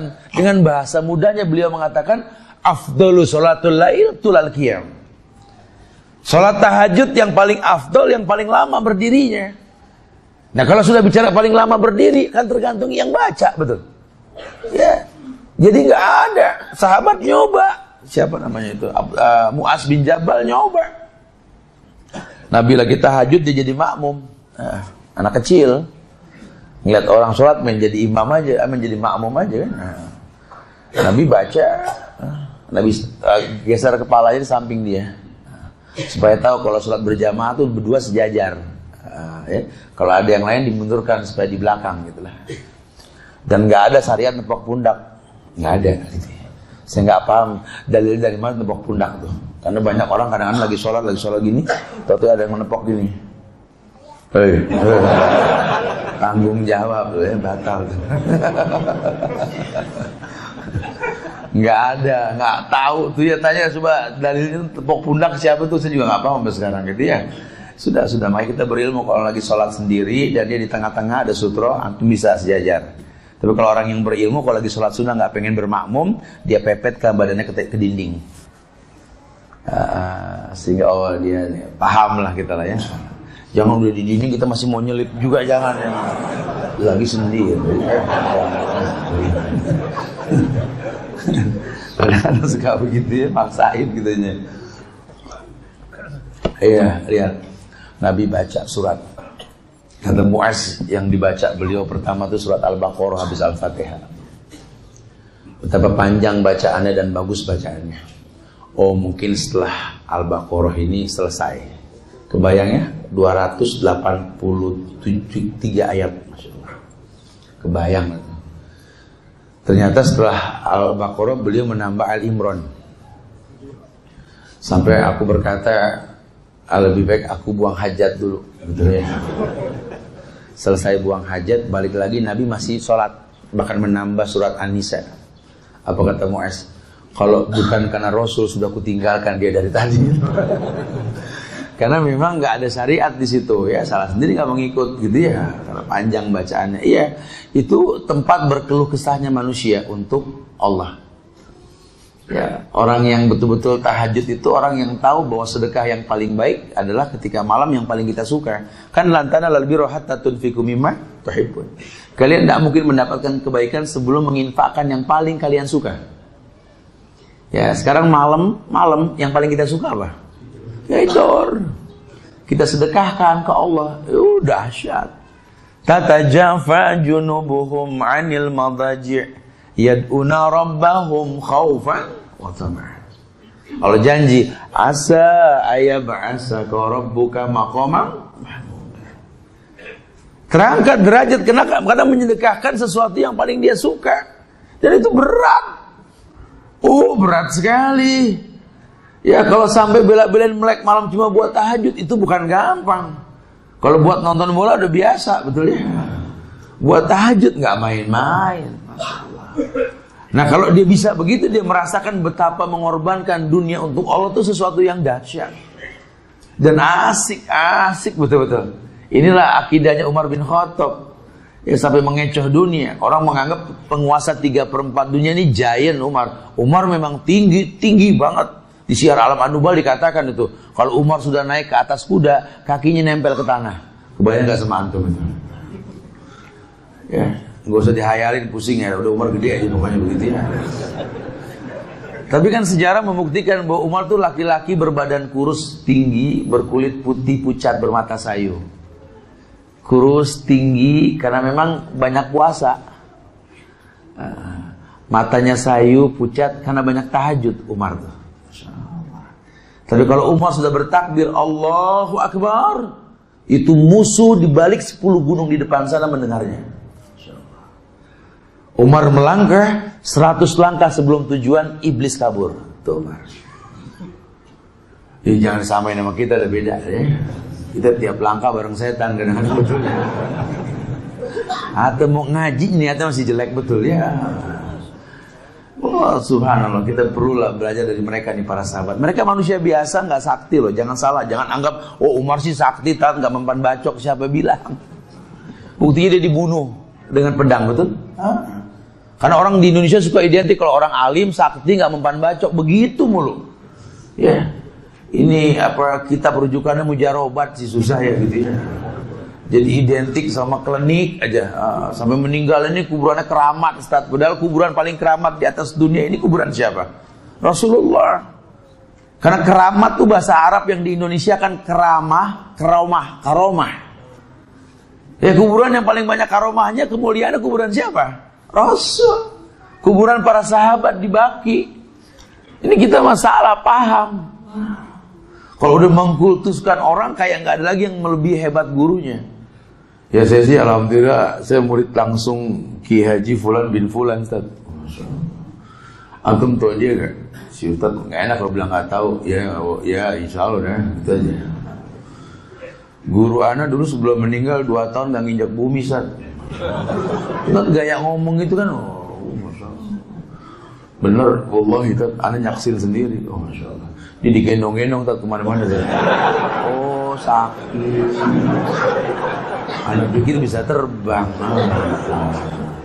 Emang nih mulut nih kadang-kadang ya suka naikin nurunin orang seenaknya. Suka kita yang ninggiin, kita yang nurunin. Kayak sekarang kita masih Ahok, betul? Gara-gara kita dunia tahu Ahok, betul? Tapi kan dia orang kaya, siapa yang nggak kenal dia? Dia nggak kaya, kita yang bikin dia kaya. YouTube kita buka tiap hari, betul? Sampai 10 juta video Ahok. Ya kan itu ada perhitungannya dari YouTube. Modal buat yang rusak Islam. Kita ini nggak ada juntrungan, nggak berilmu, nggak deket sama ulama. Mau jihad menurut diri masing-masing, tanya sama ulama. Mau jihad menurut pendapat saya sih, kalau jihad itu yang penting kita bisa ngeles. Ngeles dari mana itu? Makanya anak mau datang ke guru anak, Ustaz, mau jihad di Palestina, minta tali apa ke buat kebal. Masya Allah. Bukan masalah itu, bukan. Nggak selamanya antum jihad itu kena senapan, tembakan, pedang. Enggak. Kadang-kadang antum terkecoh dengan wanita-wanita Syiah di musuh-musuh Islam atau wanita-wanita Bani Israel, betul? Bukan itu permasalahannya, bukan. Buat penyebab datangnya pertolongan Allah. Mungkin kamu nggak pandai main pedang, cuma Allah cinta sama kamu. Allah jauhkan kamu dari sabetan pedang. Mungkin tidak? Mungkin. Orang suka terkecoh tuh sama keadaan tuh. Oh, jihad ke Palestina. Ayo, siapa takut? Gitu ya. Pernah tahu gak Palestina? Wallahualam kan? Iya. Duduk sini kita ngobrol dulu sini ya. Palestina itu gurun yang ekstrim. Ya, yang pagi Anda ngelihat gunung di sini, sore pindah ke sana tuh gunung. Iya kan pasir di sana kan. Kena angin pindah. Cuacanya ekstrim, panas sampai 60 derajat, dingin di bawah 0. Orang sana gede-gede. Itu jarinya kayak pisang Ambon. Tapi kita coba aja, Ustaz. Ya ayo, datang ke sana belum pernah, tinggal bangkis sama batu. Kapan perang itu? Anda nggak nyangka kalau bakal begini, Ustaz. Ini muskilah nih. Nggak bisa kita beragama modal semangat tuh nggak bisa. Ilmu. Ya. Ilmu ini akan menjauhkan duka lara. Di sini dijelaskan bahwa ada bahaya sedih terhadap individu. Dijelaskan, antum bisa baca. Kita nggak mungkin mendetailkan secara umum saja bahwa lesu dalam berpikir dan kurang konsentrasi terhadap sesuatu. Ya otomatis, asal males. Orang kalau udah males, datang nggak mood, bad mood, udah ngelihat apa juga udah males. Quran dibaca nggak dikebet aja, ya Allah, ya Allah, ya Allah, ya Allah, ya Allah, ya Allah, ya Allah. Ya kalau megang Quran sih tiap hari, Ustaz, begitu doang dari ya Allah, ya Allah, baca kagak gitu ya. Gimana mau dapat hidayah? Ngelihat buku tebel udah bingung duluan, tuh buku tebel amat, Ustaz, dibaca enggak, bakar minum gitu ya. Jadi sudah nggak ada semangatnya. Kayaknya aduh Masya Allah, Allah dihakimi oleh dia. Kenapa sih Allah menurunkan ayat, menghapus ayat? Buat apa sih diciptakan orang jahat, orang baik? Coba sih yang gampang aja, Ustaz, bilang ke Allah gitu, udah deh orang semua baik, kan enak, gak ada masalah hidup. Allah udah bilang, walau syi'na la'ataina kulla nafsin, udah. Kalau aku mau, aku berikan semua hidayah, Allah bisa. Walakin haqqal qawlu minni la'amla'anna jahannama minal jinnati wan nasi ajmain. Cuma permasalahannya bukan itu. Bukan itu permasalahannya. Aku telah berjanji ku penuhi neraka dan surga dengan manusia. Masya Allah. Manusia dan batu akan memenuhi neraka. Jin akan memenuhi neraka. Karena neraka butuh bahan bakar kata Allah. Dan itu manusia sendiri. Surga tidak akan pernah sempit, neraka pun tidak akan pernah sempit. Sudah disiapkan oleh Allah. Masya Allah, ada masyiahnya Allah. Ya kalau orang berilmu tahu hidup ini singkat, dia nggak bertele-tele. Ya dia berusaha untuk mengetahui bahayanya kesedihan. Bahaya terhadap masyarakat ya kita bisa lihat lah, sehingga lingkungan kotor karena orang udah nggak mau pusing buang sampah sembarangan. Cuma 1 lembar bungkus permen, gini aja kok masalah. Iya kalau 1 orang ngomong begitu, 1 juta orang kan 1 juta bungkus. Berapa kali dia buang, betul? Ya sekarang Anda nyaman nginjek aspal, anak cucu Anda nginjek kulit permen nanti. Emang Anda meninggal habis sudah kehidupan? Kan tidak. Kita nggak pernah tahu sampai kapan ini kiamat. Hanya Allah yang tahu. Makanya kalau ada orang ngira-ngira kiamat berapa tahun lagi, aneh. Kemarin sempat ramai kan kajian tentang kiamat berapa tahun lagi kan? Orang sempat labil pada mau resign aja, pada mau mondok. Kenapa? Ada ustadz bilang katanya kiamat beberapa tahun lagi. Astagfirullahaladzim. Lawang Nabi saja ditanya sama malaikat, mata sa'ah, kapan kiamat? Ya, yang bertanya lebih berilmu ketimbang yang ditanya. Kata Rasul begitu. Ayyana mursaha fima anta min zikraha ila rabbiha muntahaha. Kata Allah begitu kan? Ketika nanya orang tentang kiamat sama kamu, di mana hak kamu menjawabnya? Itu urusan Allah sudah. Ini orang dengan gampang menerjemahkan kiamat sebentar lagi. Allahu Akbar. Ya, kalau kiamat sugronya mungkin, kalau kubronya kan Allah yang tahu ya. Lawang Dajjal aja belum turun, baru anteknya doang atuh. Dua ya orang ya. Yang ngepret pakai rupiah dari ketek dari mana gitu. Dari belakang. Baru anteknya Dajjal aja dibikin bingung kita semua ya. Saya pas dengar kayak begitu tuh iya ya. Shadaqah Rasulullah, betul-betul Rasul itu Allah benarkan ya. Bahwa yang namanya Dajjal nanti itu akan bawa kenikmatan dunia, surga, neraka, kemudian dia akan membawa gunung emas. Saat Dajjal turun nanti pengikut yang paling banyak itu perempuan. Masya Allah. Karena Rasul mengatakan nanti ketika Dajjal turun, para suami mengikat istrinya dari kayu-kayu dengan ikatan yang kuat karena khawatir masuk anggota Dajjal. Ini anteknya Dajjal aja yang bela wanita, betul kan? Masya Allah, dari karakternya. Sampai istihoro buat Dajjal. Titel nggak ngaruh kalau udah duit ya, Masya Allah. Padahal orang yang bodoh pun nggak belajar paham. Kalau memang cara nyetak duit di Indonesia begitu, yang tutup instansi pertama apa? Peruri, betul. Orang peruri ada yang resign, ada yang beauty, ada yang ganti kerjaan. Subhanallah, tapi itulah yang terjadi. Itulah yang terjadi. Antek Dajjal menghina Quran, lihat. Ada yang ngebela, betul? Masya Allah. Yang ngebela orang yang belajar Quran lagi. Coba lihat. Kita dibikin bingung ini. Ini yang Nabi mengatakan gusa isail. Kita kayak buih di lautan, terombang ambing. Sampai bingung. Saya baru taubat, ngelihat yang udah taubat lama begini. Begitu kan bahasanya. Gimana ini? Sayang, agama bukan mencontoh orang. Agama mencontoh Rasul dan para sahabat. Itu yang mesti kita pelajari. Makanya jangan pernah beragama dengan taklid, mengekor secara buta. Belajar dari usulnya, asalnya. Ya. Ma asaba min musibatin fil ardi wala fi anfusikum illa fi kitabin min qabl an nabra'aha inna dzalika 'ala Allah yasir. Surat Al-Hadid ayat 22. Memang nih Al-Hadid nih kalau antum baca dari ayat 22 sampai ayat 28 nanti akan menjelaskan tentang wa yaj'alakum nuran tamsun nabi wa yaghfir lakum. Orang yang bisa bersabar dari musibah, Allah berikan cahaya dalam hidupnya. Makanya kita jangan suka meremehkan orang yang diuji miskin, dekil, kurus, ya. Kalau dia ngangkat tangan itu Allah pasti turutin apa yang dia minta. Kata Nabi kan begitu. Hal tunsaruna wa turzakuna bidu'afaikum. Hati-hati, kalian mulia karena orang miskin di sekeliling kalian. Ya, ya. Di sini ayat mengatakan ma'asaba min musibatin fil ardi wala fi anfusikum illa fi kitabim min qabl an nabra'aha. Tiada satu bencana pun yang menimpa di bumi dan tidak pula pada dirimu sendiri melainkan telah tertulis dalam kitab Lauhil Mahfuz. Yang dimaksud di sini sebelum kami menciptakannya. Inna dzalika 'alallahi yasir. Makanya semua masalah di dunia ini buat Allah itu kecil. Ini Allah yang kasih bocoran. Allah nggak pernah bilang masalahnya apa, semua masalah. Anda yang tinggal di kutub utara sana dingin, masalah Anda tuh kan dingin, betul? Insya Allah tanpa harus minum alkohol Anda bisa anget. Bertahan mereka. Lihat bagaimana zanzabil bisa menghidupkan, menyamankan mereka. Jahe ala mereka. Ya, nggak harus minum alkohol, nggak ada dispensasi kalau sudah begitu ya. Masya Allah, lihat. Anda tinggal di sebuah tempat yang panas, kering kerontang sampai 60 derajat ya.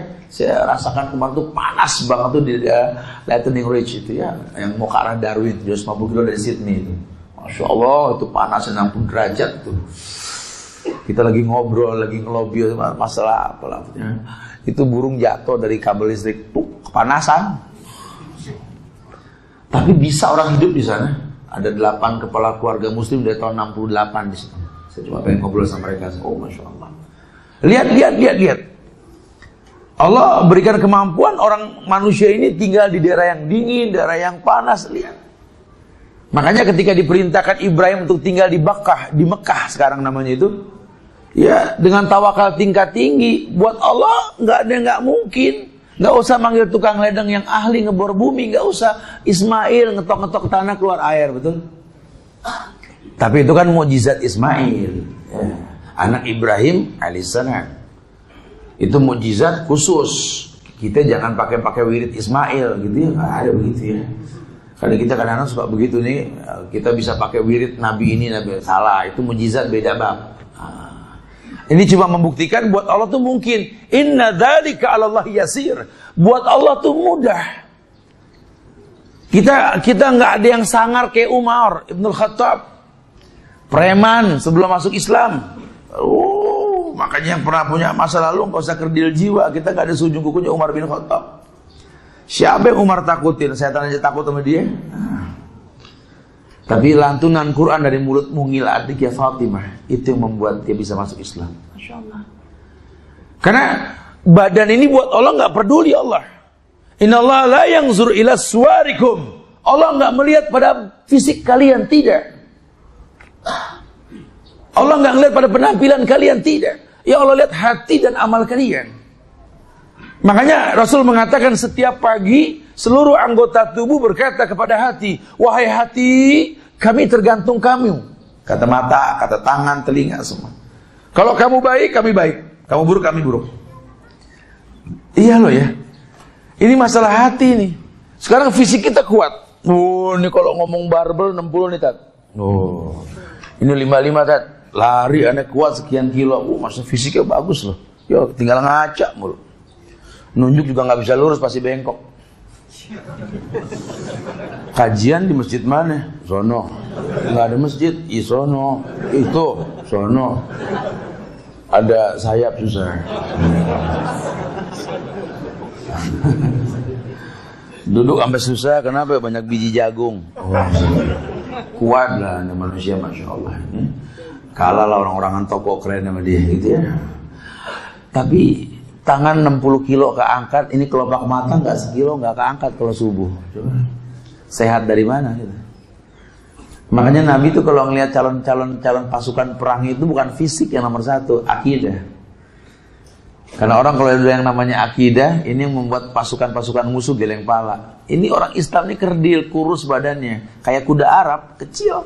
Tapi nggak berani dunia bertanding dengan kuda Arab, kecuali disilangin kan? Ya karena memang ada kehususan yang memang nggak dimiliki oleh yang lain. Itulah para sahabat radhiyallahu anhum. Ya, mereka orang yang fisiknya nggak seperti musuh-musuh mereka, seperti Nabi Muhammad sallallahu alaihi wasallam. Tapi demi Allah, kalau mereka sudah mengangkat tangan ke langit, langit bisa bergetar. Dahsyat. Karena ada hukum sebab akibat dan Allah yang izinkan gitu loh. Makanya ada sesuatu yang kadang-kadang kita nggak habis pikir nih. Kenapa sih Umar bin Khattab suruh datang ke Uwais Al-Qarni, salah seorang tabi'in yang nggak ketemu sama sahabat, nggak ketemu sama Rasul. Ya dibanding imannya para sahabat yang nggak ada seujung kukunya, demi Allah tidak ada seujung kukunya sahabat akidah sahabat.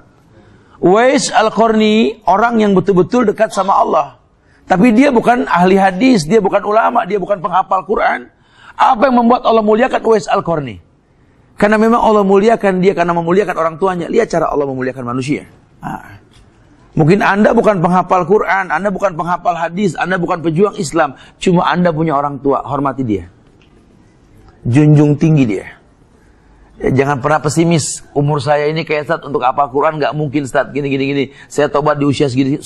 Udah, punya orang tua, punya, berbaktilah kata Rasul. Ini yang bakal membuka pintu surga untukmu. Masya Allah. Saya nggak punya orang tua Ustaz, saya juga nggak punya kemampuan untuk bisa berbuat kebaikan. Cuma saya punya niat untuk tobat. Datanglah ke tempat tertentu, bertobatlah di sana. Sampai dia mati di tengah jalan belum bertobat pun Allah bilang sama malaikat, ukur lebih dekat ke tempat tobat atau tempat maksiat. Tempat tobat ya Allah, adkhilhul jannah, masukkan dia ke surga. Masya Allah. Sehingga hati ini lega.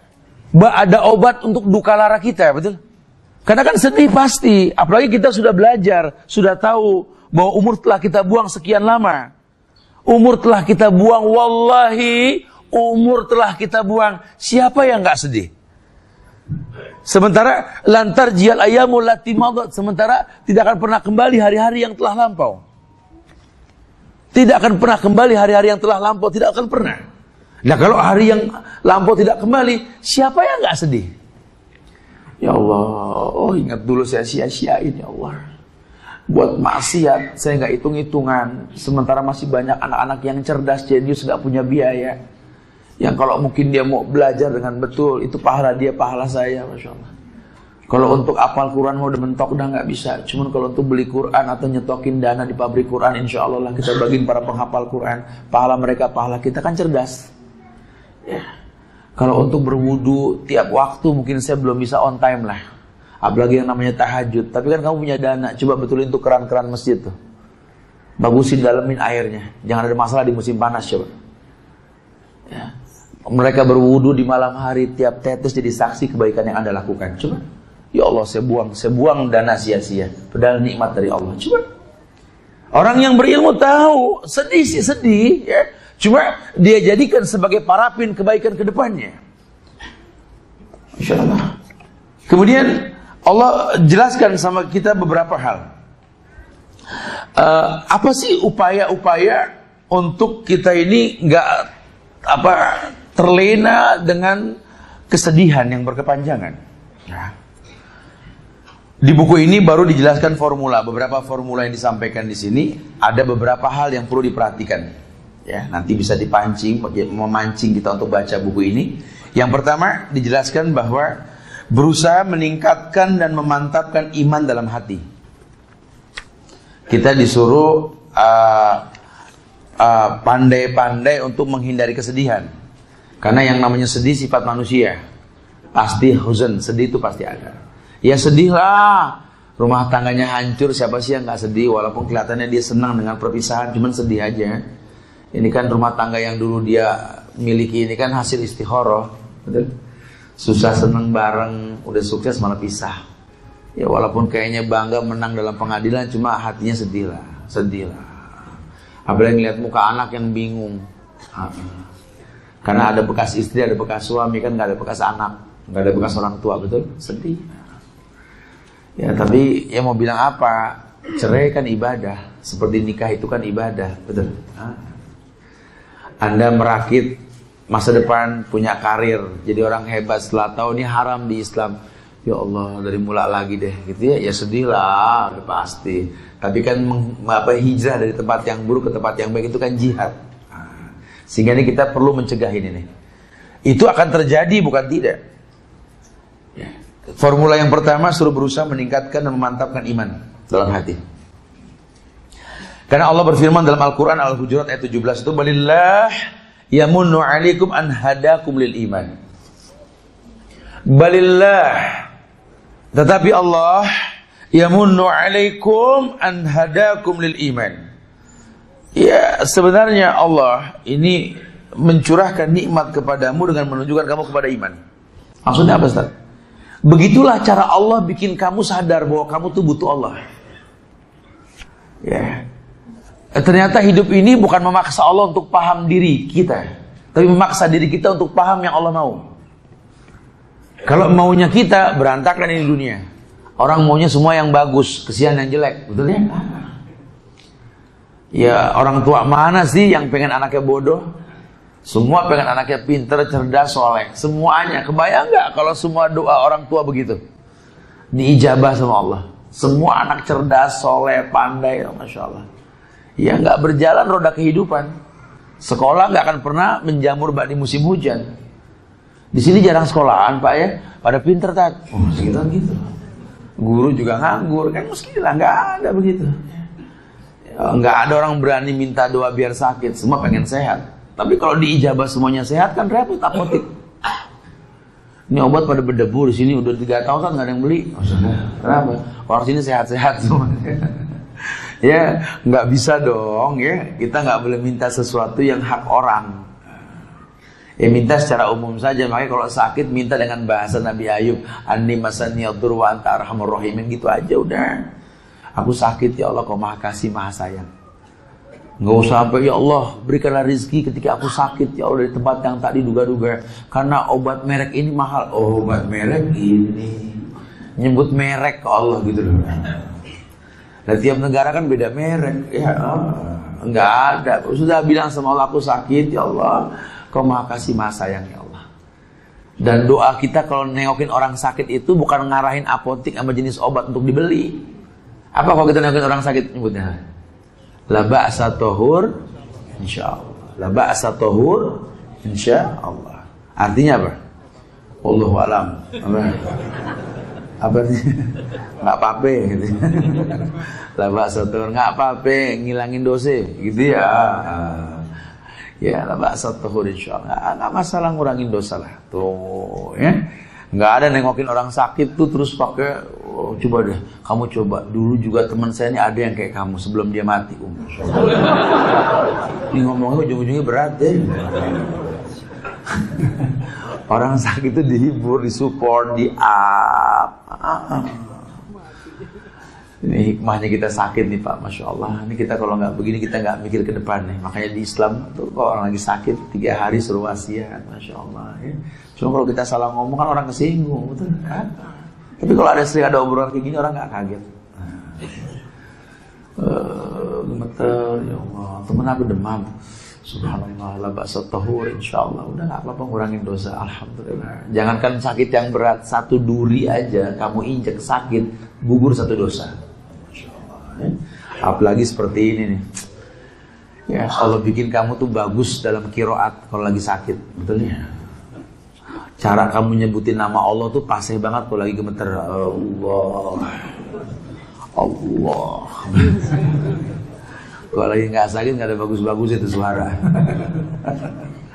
Ya udah berapa hari? 3 hari. Wasiat. Iya nggak apa-apa. Wasiat. Iya wasiat. Wasiat biasa dalam Islam. Nggak apa-apa. Bukan berarti melambangkan bakal mati. Kita mau sapar aja suruh wasiat. Sakit apalagi kita nggak pernah tahu wasiat. Ada keterbukaan. Ya bilang sama anak-anak kita kumpulin. Ya, ayah ini sakit berat. Ya mudah-mudahan jadi sembuhnya sih. Cuma ada wasiat sunnah dalam Islam. Ayah ini punya hutang piutang ya, yang mungkin belum dibayar. Ya, tapi insya Allah sudah ayah siapkan tuh ada semuanya. Kan enak. Cuman mungkin yang belum terbayar ya masalah puasa. Puasa juga itu wasiat. Wasiat kan ini utang puasa tuh waris. Anak tuh jarang dibayar. Orang cuma waris taunya cuma tumbukan sertifikat, legahnya tanah, bangunan, atau utang yang belum dibayar. Itu doang ya. Hutang puasa juga waris, enak aja. Di situ hikmah kita punya anak banyak tuh. Ayah nih, ya ayah pernah punya masa lalu. Kalau bodoh sih enggak. Ayah juga gini-gini lulusan sekolah Islam lah. Cuma ayah pernah nggak puasa, sengaja nggak puasa. Padahal ayah tahu itu memang ayah salah. Dalam Islam ini kalau sengaja nggak puasa nggak ada qada, nak. Nggak ada qada, adanya tobat. Ya, ayah sudah bertobat sama Allah. Cuma tetap punya hutang. Ada beberapa hutang yang memang ayah belum bayar. Tolonglah kalian bayarkanlah. Oh Masya Allah, berapa banyak ya? Seingat ayah sih 3-4 bulan lah kalau dihitung bulan. Banyak bener ya, ya habis gimana mau bilang apa tuh? 3-4 bulan berarti kan 90 hari. Mana anak cuma 2, 45. Masya Allah. Ya mudah-mudahan sih gak gitu-gitu amat ya. Itu yang pertama tuh. Kemudian yang kedua, kita kalau pengen nyegah supaya gak terjebak duka, takutnya kita gak kuat ya. Kita disuruh bersedekah dan memberi infak ke jalan kebaikan dalam rangka mencari ridha Allah. Ternyata sedih itu obat duka lara. Dalam kesedihan itu sedekah loh. Allah yang mengatakan alladzina yunfikuna amwalahum fi sabilillah summa la yutbi'una ma anfaqu mannan wala adha lahum ajruhum inda rabbihim wala khaufun 'alaihim wala hum yahzanun. Wala hum yahzanun. Mereka tidak akan pernah merasakan sedih. Siapa itu? Allah yang bilang alladzina yunfikuna amwalahum fi sabilillah. yakni orang yang menginfakkan hartanya di jalan Allah. Summa la yutbi'una ma anfaqu manan wal adha. Di mana sedekahnya itu enggak diikuti dengan ria, diungkit-ungkit atau nyakitin hati orang yang disedekahin. Lahum ajrum inda rabbihim, Allah pastikan balasan buat mereka. Wala khaufun alaihim, hidupnya tidak pernah khauf, takut. Walahum yahzanun, dan dia tidak pernah sedih dengan dunia. Jadi ini satu konsep hidup yang perlu kita terapkan. Yuk budayakan sedekah. Walaupun cuma kembalian bahan bakar yang kamu beli tadi di pom bensin SPBU itu. Biasakan 100.000 yang kamu isi ini mobil kamu, 95.000 aja insya Allah ada kembalinya SPBU. Minta recehan. Biasakan ada recehan di dashboard kita. Kasih orang tuh gampang. Biasain sedekah. Kalaupun sampai kamu nggak punya kembalian, jangan sampai hari ini kita nggak senyum deh. Ini sedekah kok. Ya. Coba letakkan semua pada tempatnya, itu pun sedekah. Bahkan kamu bekerja itu sedekah. Syukurmu pada Allah. Sedekah badanmu pada Allah. Masya Allah. Ini yang membuat kita nggak pernah punya rasa takut, nggak pernah sedih. Ya kalau dibilang takut ya manusiawi, sedih juga. Tapi kan formulanya jelas. Yang ketiga, banyak berzikir. Kita disuruh banyak berzikir. Karena solusi Allah datangkan nanti bersama dengan tenangnya jiwa. Alladzina amanu wa tatma'innu qulubuhum bidzikrillah. Ala bidzikrillah tatma'innul qulub. Orang yang beriman jiwanya tenang karena ingat Allah. Orang yang ingat Allah jiwanya tenang. Ya, makanya orang beriman gak pernah suudzon sama Allah. Dia tahu Allah uji dia untuk sebuah kebaikan. Dia kalau nggak diuji nggak khusyuk dalam ibadahnya. Ya. Makanya diuji sama Allah. Saya sering sampaikan di beberapa kajian, kita kalau belum diuji sama anak, kita belum khusyuk dalam berdoa. Anak masih lucu-lucu, ya Allah numpahin teh manis juga kita ketawa, betul ya? Ya Allah ditumpahin anak, masya Allah. Anak lucu aja udah. Tembok baru dicat dicoret, ya Allah kamu nih masya Allah. Ngefans sama Pak Tino, oh masya Allah bagus. Kita nggak bisa komplain anak, tapi nanti kalau dia udah gede, kita akan marah tuh, lain cerita. Ya. Nah saat itulah kita baru mulai kelihatan khusyuk. Yang dulu kalau doain anak nggak ada khusyuk-khusyuknya, nggak ada ekspresi di wajah kita, cuman Rabbi habli minas salihin, ya biasa. Anak udah mulai bikin pukul, Rabbi habli minas salihin ya Allah, minas salihin. Aduh si sulung salihin. Tuh mulai pegel mata, pegel hati sama anak tuh gitu. Orang tua, mertua gitu ya. Dulu zaman kita nikah masih pada seger. Cukup dah income dari kita. Semua dosa kita aja dipuji, betul. Sekarang kita tobat, dia udah kayak anak kecil pada tua. Ya Allah, kita beribadah aja dicurigain kata aliran sesat. Masya Allah gitu ya. Ujian saat orang tua saya, ya Allah. Saya negakin sunnah, dibilang saya ikut aliran sesat. Masya Allah, bingung saya. Makanya kalau saya perhatikan dulu, saya tuh kalau berdoa nggak khusyuk, cuma Rabbighfirli wali walidayya warhamhuma kama rabbayani shaghira. Nggak ada gregetnya sama sekali. Kalau sekarang sampai Rabbighfirli wali walidayya, ya Allah, wali walidayya. Aduh gitu. Tanda pegel. Tuh lihat. Cara Allah bikin kita khusyuk, lihat. Antum perhatiin enggak, orang kalau punya masalah sholat lain sama orang yang nggak punya masalah. Orang punya masalah, Allah. Sampai diulang kayak nggak mantep, ulang. Allah, sampai kayak ngokang senapan angin. Oh, Masya Allah. Kita dari jauh orang susah lagi sholat. Emang begitu tuh ya. Allah ujian ini untuk mendatangkan kehusyuan. Alam ya'ni lil ladina amanu an takhsha'a qulubuhum li dzikrillah wa ma nazala minal haqq. Lihat cara Allah, lihat. Ujian mendatangkan kehusyuan karena yang hak, al-haqqu min rabbika fala takunanna minal mumtarin. Ujian itu hak, pasti Allah tidak mungkin nggak uji manusia. Diuji. Jangankan manusia, pohon aja diuji sama Allah. Asal itu pohon akarnya menancap, punya akar tunggang menancap bumi, umurnya sudah cukup, buahnya pasti manis. Durian, yang hobi durian, kalau mau beli durian di pohon, lihat umur usia pohon tersebut. Makin panas kering kerontang, mungkin nggak besar tuh buahnya kalau musim panas, cuma rasanya dahsyat. Beli buah di musim panas nggak ada yang nggak manis, betul? Masya Allah, maka daerah-daerah panas gurun Sahara semua buahnya manis, betul? Ya, ini kan satu bukti, begitulah cara Allah memuliakan sesuatu. Ya. Jadi gimana cara kita tahu khasiat kelapa tua di atas itu? Bisa mendapatkan minyaknya. Lihat cara Allah mendewasakan kelapa, lihat. Ya. Susahnya air naik ke atas tanpa selang.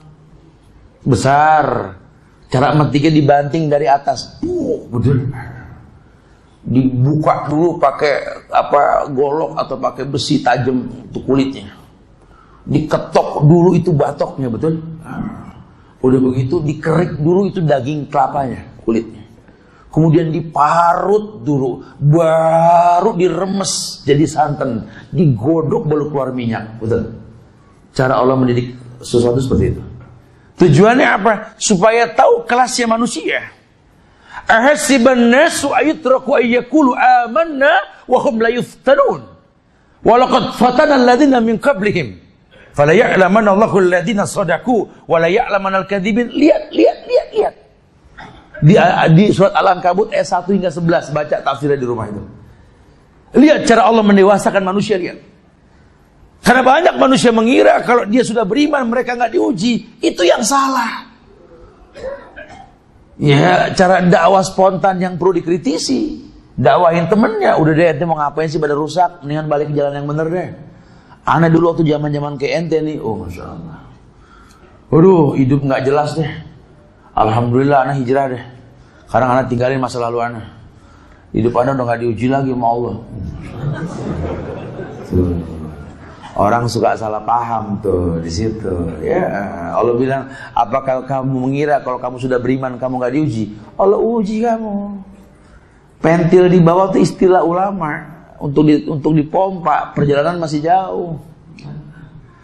Jangan kayak orang yang tertipu dengan orang yang mau nanjak hacking gunung. Kalau lagi naik jangan percaya sama turunan. Yang orang kalau naik gunung itu kan pasti ketemu turunan sesekali, betul? Tapi ingat Anda lagi naik. Ini kalau ketemu turunan, bentar lagi naiknya fatal biasanya, begitu. Begitu pula ketika Anda turun dari gunung, ya buat yang suka pencinta alam tahu ya. Jangan suka keder sama tanjatan ketika turun, karena sebentar lagi Anda merosot dari atas, asik, gitulah. Lihat, Masya Allah. Lihat cara Allah. Allah dewasakan kita. Ya, jangan, wahai para pengantin baru, jangan terkecoh dengan senyum pasangan Anda di atas pelaminan. Habis ijab kabul ketemu mesem lihat-lihatan, akhirnya puncaknya cinta mas ya, puncak awal ujian, puncak cinta banget ya. Habis ini main jambak-jambakan, betul. Ya, kita belum nikah udah bagus aja. Ros layu dibilang bagus, betul ya? Habis nikah ini lain cerita, ada aja masalah. Masya Allah. Gara-gara gelas sama tatakan beda motif berantem, betul ya? Masya Allah, subhanallah, ujian, ya Allah ya. Dan memang itulah cara Allah menguji manusia. Nah, makanya stabilkan iman supaya bisa tetap berzikir sama Allah. Yang lainnya yakni menjauhi hal-hal yang dapat menimbulkan pertengkaran dan pertikaian, betul. Darul mafasid muqaddam ala jalbil masalih. Mencegah yang buruk terjadi lebih dikedepankan ketimbang melakukan kebaikannya. Iya. Kita disuruh mengerti bahas kemuliaan. Bahwa ternyata memang kita ini orang yang manusia itu lakanut, sifatnya ingkar. Sekarang kita bisa menentang keburukan, mungkin kita bisa jadi supporter keburukan. Ya, karena kadang-kadang kita nggak berasa tadi kita telah berbuat baik, padahal sabab kita orang marah. Ya kayak anak muda tadi yang pakai baju rapi, baju koko, sarung rapi, pulang sholat berantem sama ayahnya. Ayahnya kecewa sama dia. Dia bingung, kecewa dari mana, Ustaz? Saya pulang sholat, berbakti sama orang tua, malah dia kecewa sama saya. Ya pasti ada sebabnya lah, nggak mungkin ayah kamu marah sama kamu. Kamu sudah benar kok, dia marah, cari, ternyata sarung ayah dipakai. Kan gitu ya? Ini kan terjadi, bukan tidak. Kita baik menurut kita, nggak baik menurut orang. Kayak Anda merasa kok mertua kayak benci banget sama saya, Ustaz. Kenapa? Padahal saya selalu sengaja ya pegang tangan suami kemana-mana gandeng biar kelihatan akur. Iya, kamu nggak tahu hati ibu mertuamu kan? Yang sudah lama tangan keriputnya nggak dipegang sama anak laki-laki yang jadi milik kamu sekarang. Pernah nggak kamu mikir kayak begitu coba? Karena kedekatan kamu cuma assalamualaikum, waalaikumsalam, betul? Apa kabar, baik, jaga kesehatan ya, assalamualaikum, gitu doang kan? Pernah nggak sih curhat kayak teman kamu yang punya waktu sekian jam telepon sampai panas kuping? Ya kita nggak ada di posisi seperti itu. Masya Allah. Kok ibu nggak senang banget kalau ngeliat saya rapi mau ketemu sama teman? Ya kamu kapan rapi ketemu ibu kamu coba? Dia manusia yang punya rasa cemburu. Ya kamu tuh milik dia, kamu hebat di mata manusia, kamu anak kecil di mata dia sampai kapanpun, betul? Orang panggil kamu Pak, Bos, dan Bro. Oh, Masya Allah. Ibu kamu manggil kamu tuh, nak, merene nak. Cah ganteng, cah ayu gitu. Betawi bilang ini tong, gitu ya, atau apalah bahasanya. Kita tetap anak kecil di hadapan orang tua kita. Makanya bahasa Quran apa? Wakhfid lahum janaha dzulli minar rahmah wa qur rabbirhamhuma kama rabbayani shaghira. Merendahlah kamu di hadapan ibumu, di hadapan orang tuamu, seperti piik burung di hadapan induknya. Merendahlah. Coba buang status kita di mata manusia ini, buang. Ya, tingkatan kita yang hebat buang. Sekali-kali tidurlah di atas paha ibumu. Bu, balurlah aku dengan doamu, Bu. Udah berapa lama kita nggak merasakan seperti itu, coba? Kamu hanya menghayalkan sebuah keindahan, menggambarkan berita yang kamu rasa di depan orang tuamu. Coba mereka juga pengen memetik buah yang mereka tanam. Ya, kamu cerita tentang haji yang kamu kemarin berangkat umroh, pernah nggak terbersih di benakmu menuntun tangan keriput yang mengelilingi Ka'bah? Sampai dia merasa, ya Allah, kau balas semua kebaikan yang pernah ku perbuat. Dulu tangan kecil anakku ini ku genggam, ku ajak berputar keliling pasar bangga memiliki anak dia. Sekarang dia putar aku di Ka'bahmu, ya Allah, subhanallah. Coba buat sejarah yang dahsyat. Orang kalau sudah bisa seperti ini, dunia tidak ada yang sulit.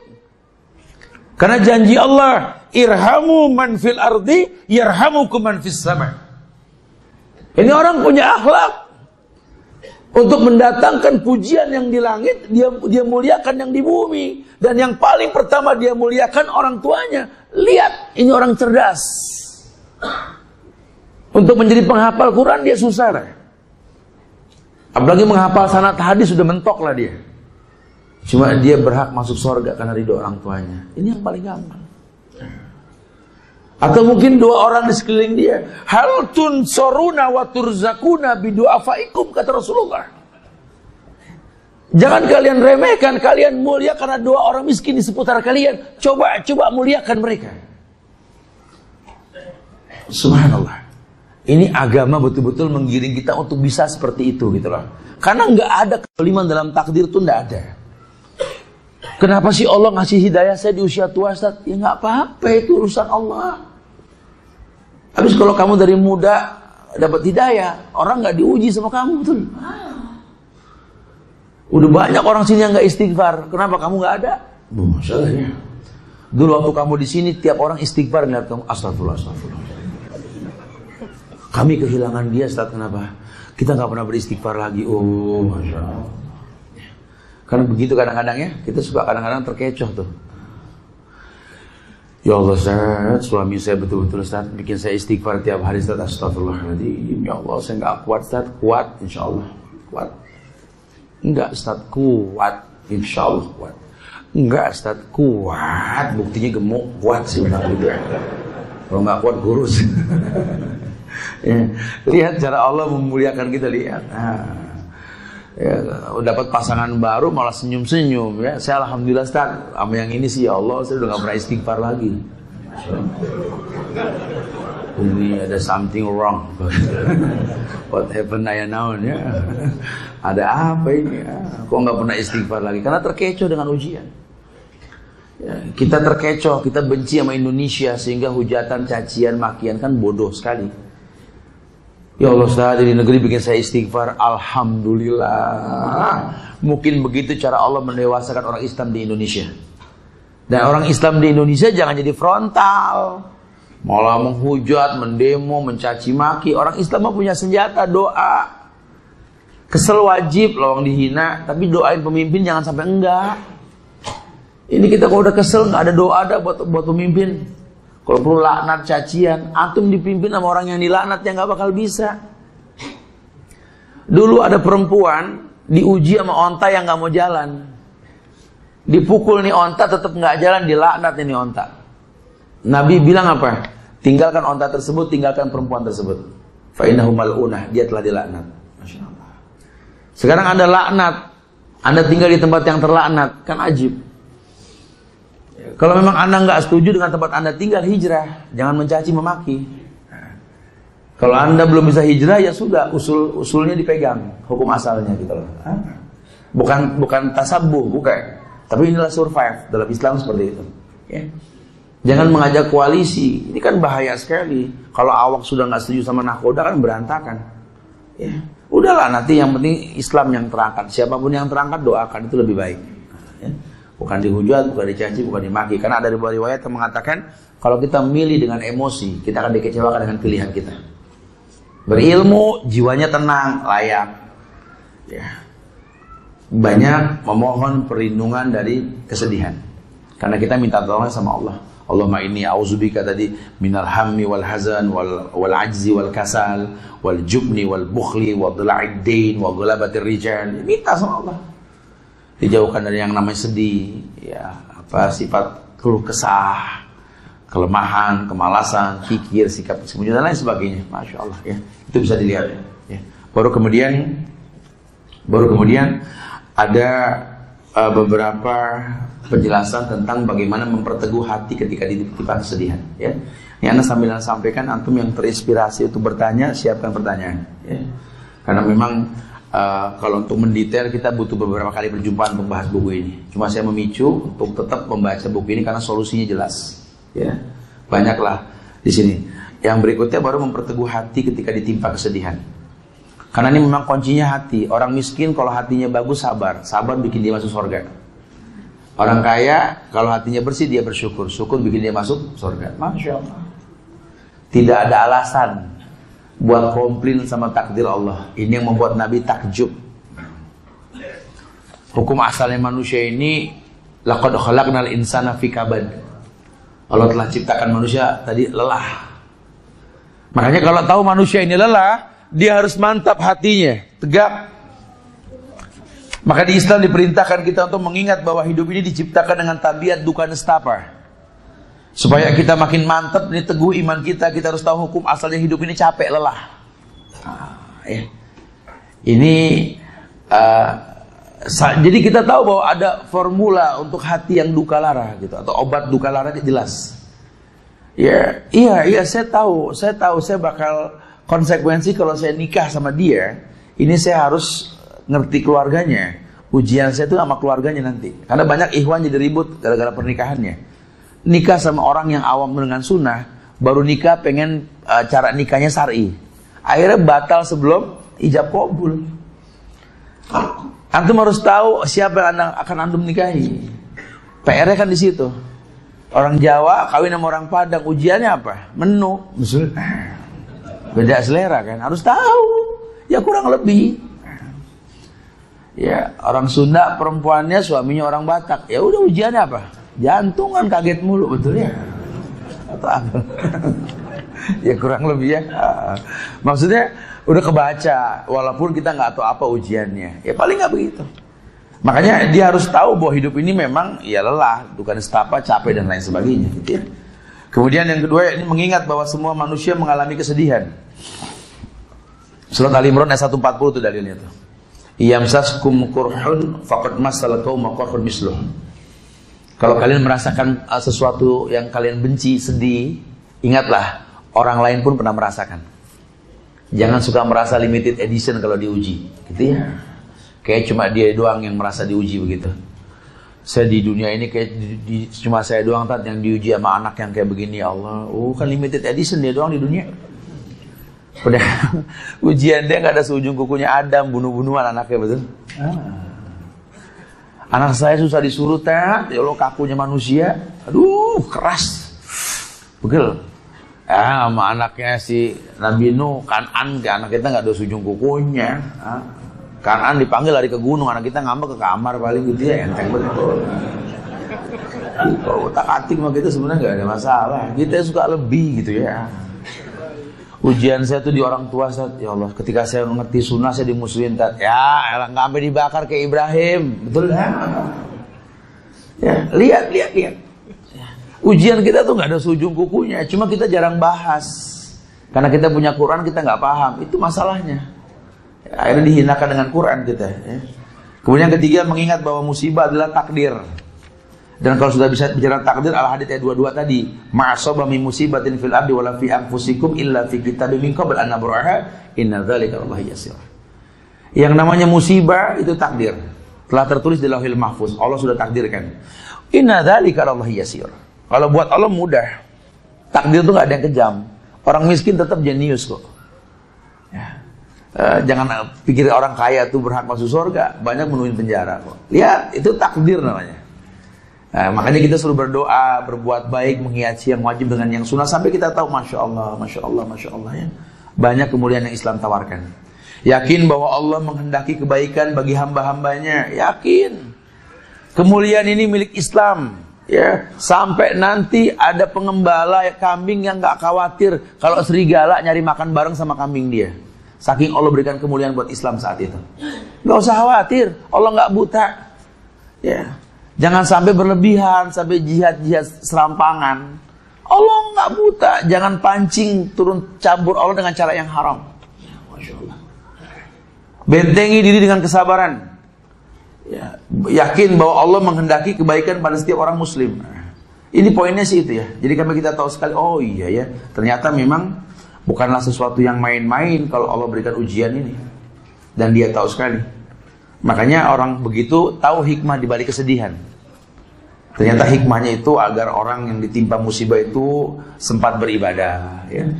Anak kita diuji sakit, jadi kita dekat sama anak, ngedoain tiap hari. Kalau anak sehat kita jarang ngedoain ya. Kita dibikin sakit jadi dekat sama istri yang tadi jarang lihat-lihatan, sekarang lihat-lihatan mulu, betul ya. Orang tua sakit jadi pada kumpul ya. Kalau nggak sakit nggak ada silaturahmi, saudara.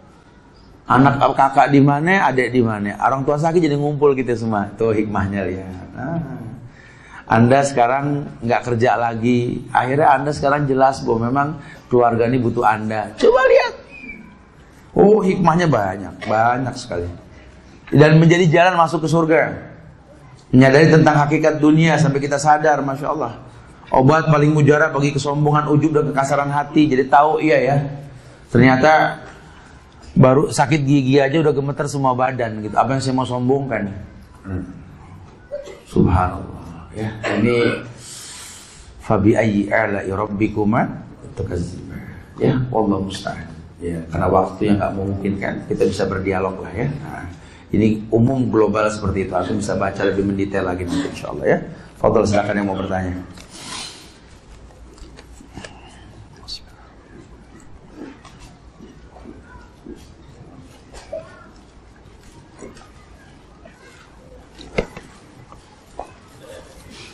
Assalamualaikum Ustaz. Mau tanya Ustaz, qadarullah orang tua sudah cerai. Ketika ayah sepertinya punya utang. Apakah jika ayah meninggal tidak sanggup membayar utang, ahli waris anak harus menanggungnya? Oh iya, kalau hutang ya pasti ya. Hutang itu kan waris. Makanya jangan suka nahan waris. Selesaikan utang piutang mayit terlebih dahulu. Selesaikan sudah. Walaupun mungkin belum terjual, dipersentasekan saja buat yang hidup sambil menunggu waktunya. Soalnya banyak banget orang suka salah, namanya waris itu sebelum dibagikan malah dibuatkan sesuatu buat ayah mereka yang sudah meninggal. Itu salah.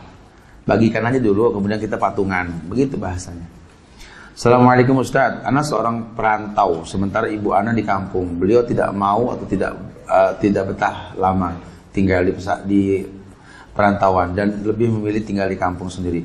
Bagaimana harusnya Ana berbakti? Oh, Masya Allah, banyak. Sekarang udah canggih.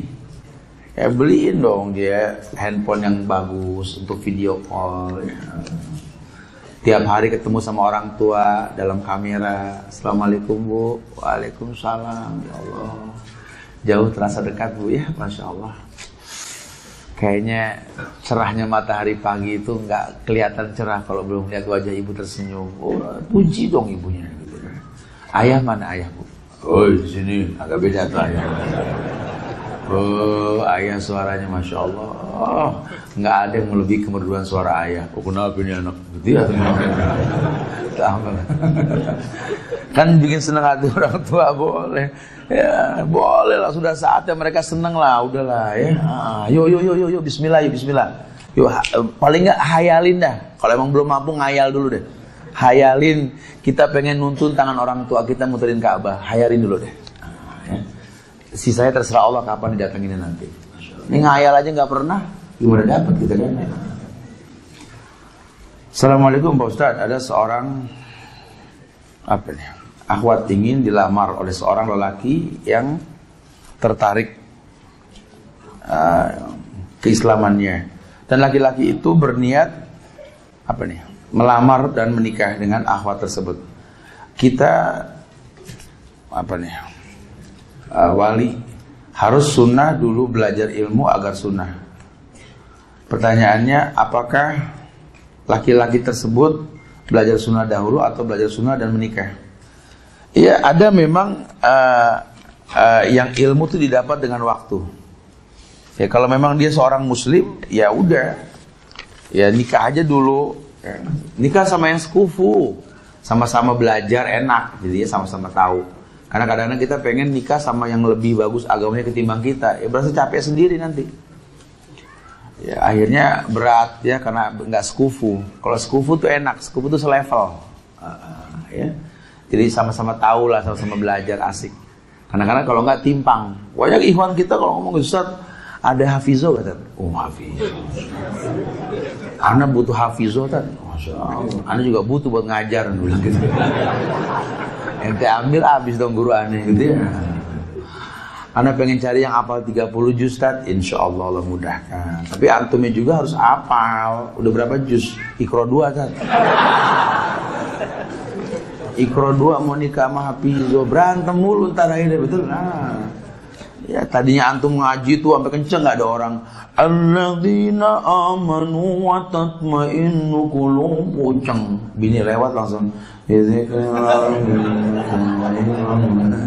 Aku disalahin tajwidnya. Ya kalau pengen punya hafiz harus hafiz dulu. Ya walaupun mungkin nggak banyak tapi nggak asing-asing banget lah.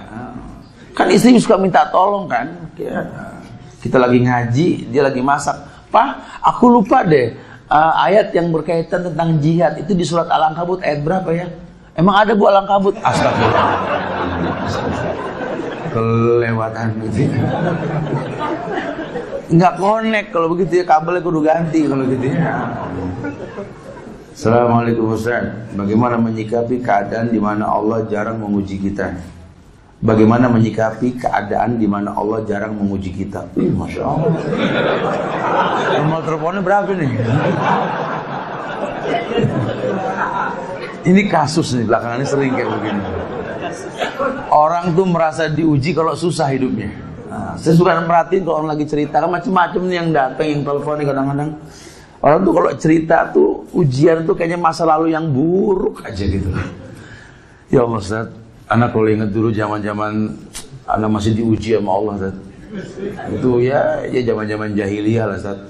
Tua betul nih orang zaman jahiliyah. Oh zaman Rasul jahiliyah betul. Umur berapa ente? Jadi orang suka begitu tuh ya, masa lalu susah ujian. Sekarang sih alhamdulillah Tat, anak udah nggak diuji, anak udah senang. Innalillah. Menurut Ustaz gimana ya? Tadi innalillahi wa inna ilaihi mayit, antum bukan manusia ya. Ya artinya kalau antum merasa antum nggak diuji, antum buru-buru istighfar. Nah, ini ada yang salah. Kalau sahabat begitu, hidup gampang mata. Bini nggak diomongin nurut, anak nggak disuruh paham, rezeki nggak dicari datang. Waduh, ini tanda-tanda kematian kalau begini ya. Karena orang beriman tuh diuji, diuji. Allah nggak paham-paham Tat, bini anak ngomong apa istighfar Tat, cakep, masya Allah ya.